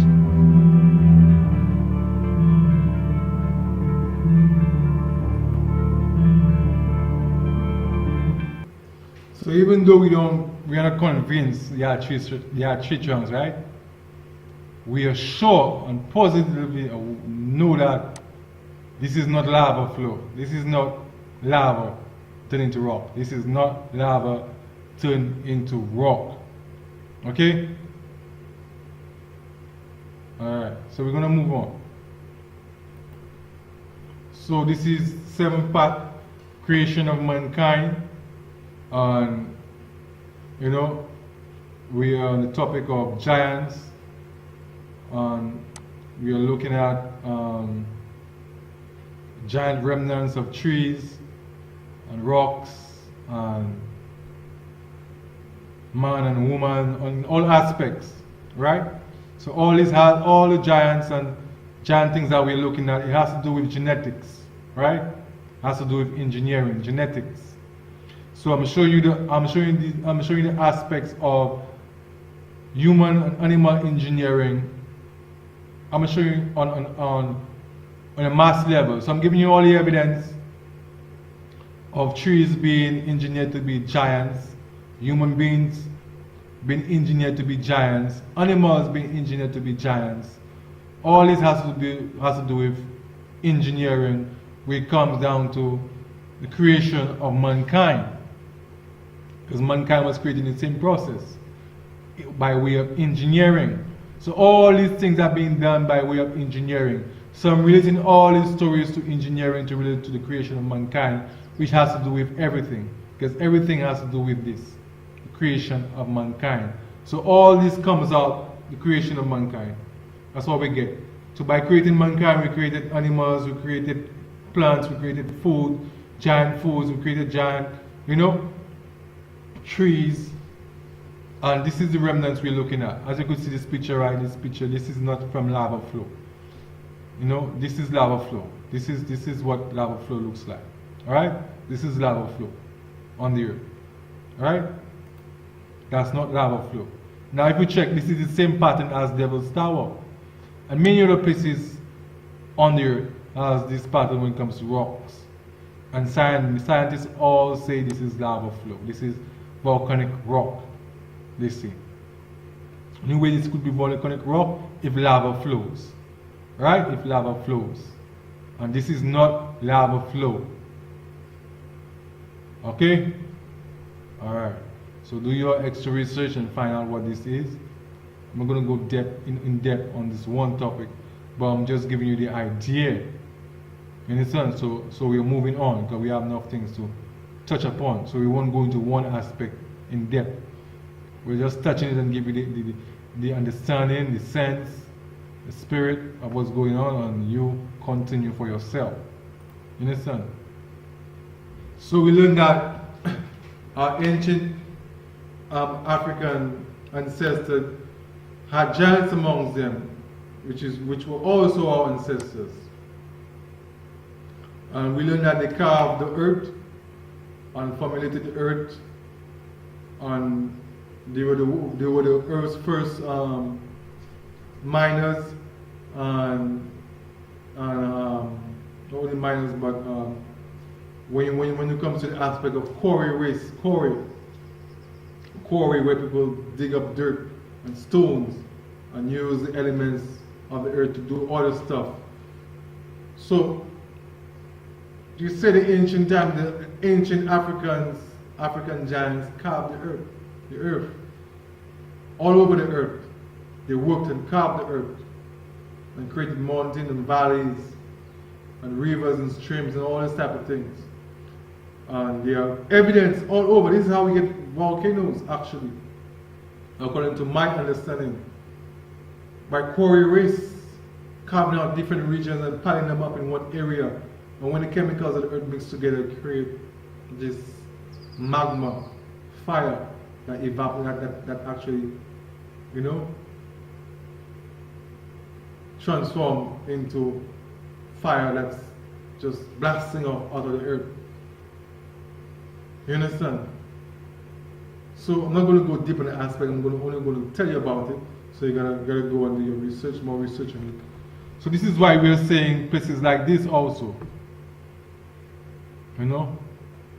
Wave rock. We have this rock structure here in this area there where it's like waves. And scientists are relating to lava also again. You understand?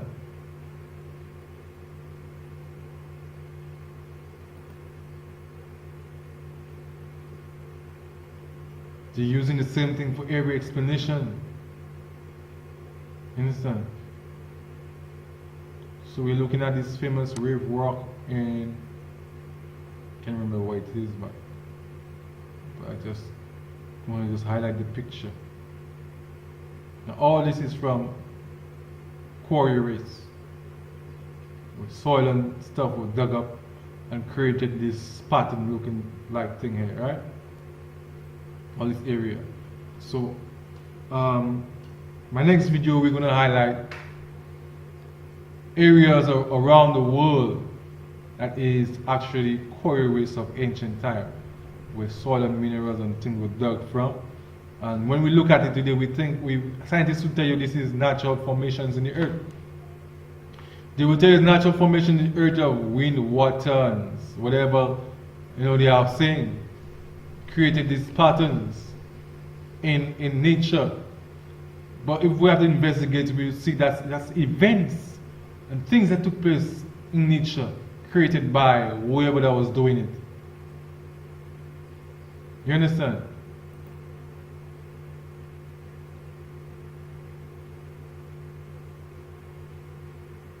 And when you investigate this area, it's exactly how a quarry race would look. You understand?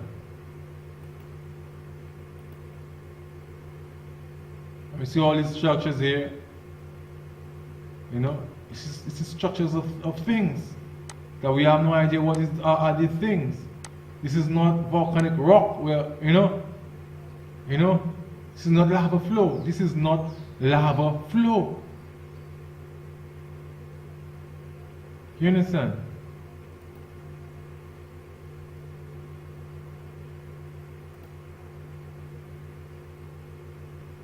So we're moving on. This is the seventh part of the creation of mankind.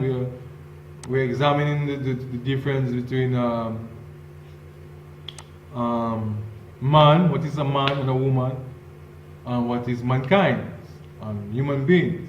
So mankind is the originators of the earth, man and woman is the origin of the earth, sorry, and mankind is what came out of them. And what came out of mankind? We have human beings came out of mankind. Right?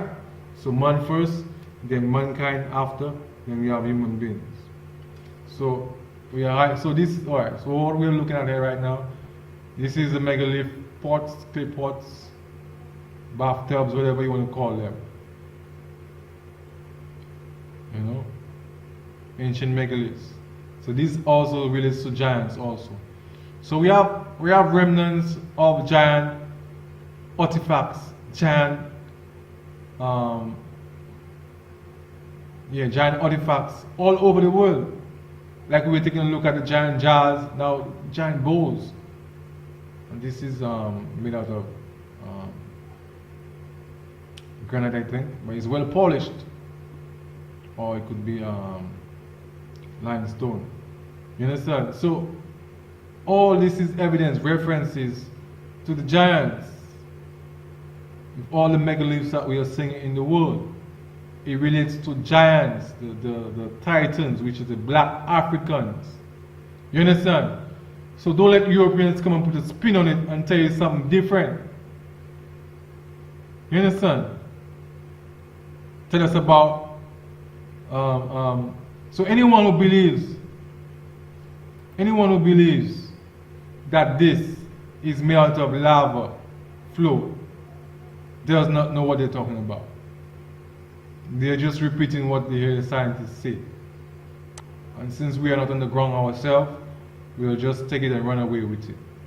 But you gotta do more investigation, listen to other people, listen to more topics concerning this to really get a one and all conclusion that this is lava flow. Because this is lava flow. That's what lava flow looks like when lava flows. Alright? That's what it looks like when lava flows.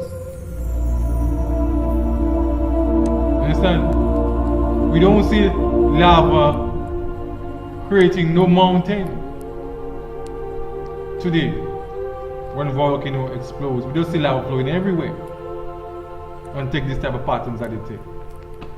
But we don't see this type of patterns in lava. They can only tell you lava do this and tell you it happened long ago where you and I wasn't up there. So they could fool us with this, but they cannot fool us today with that. You understand? So we could go and look at this, see how lava flows and see how the pattern lava takes when it flows, and compare it with this and see if that could ever happen from a lava flow and just protrude in the air like that. You understand?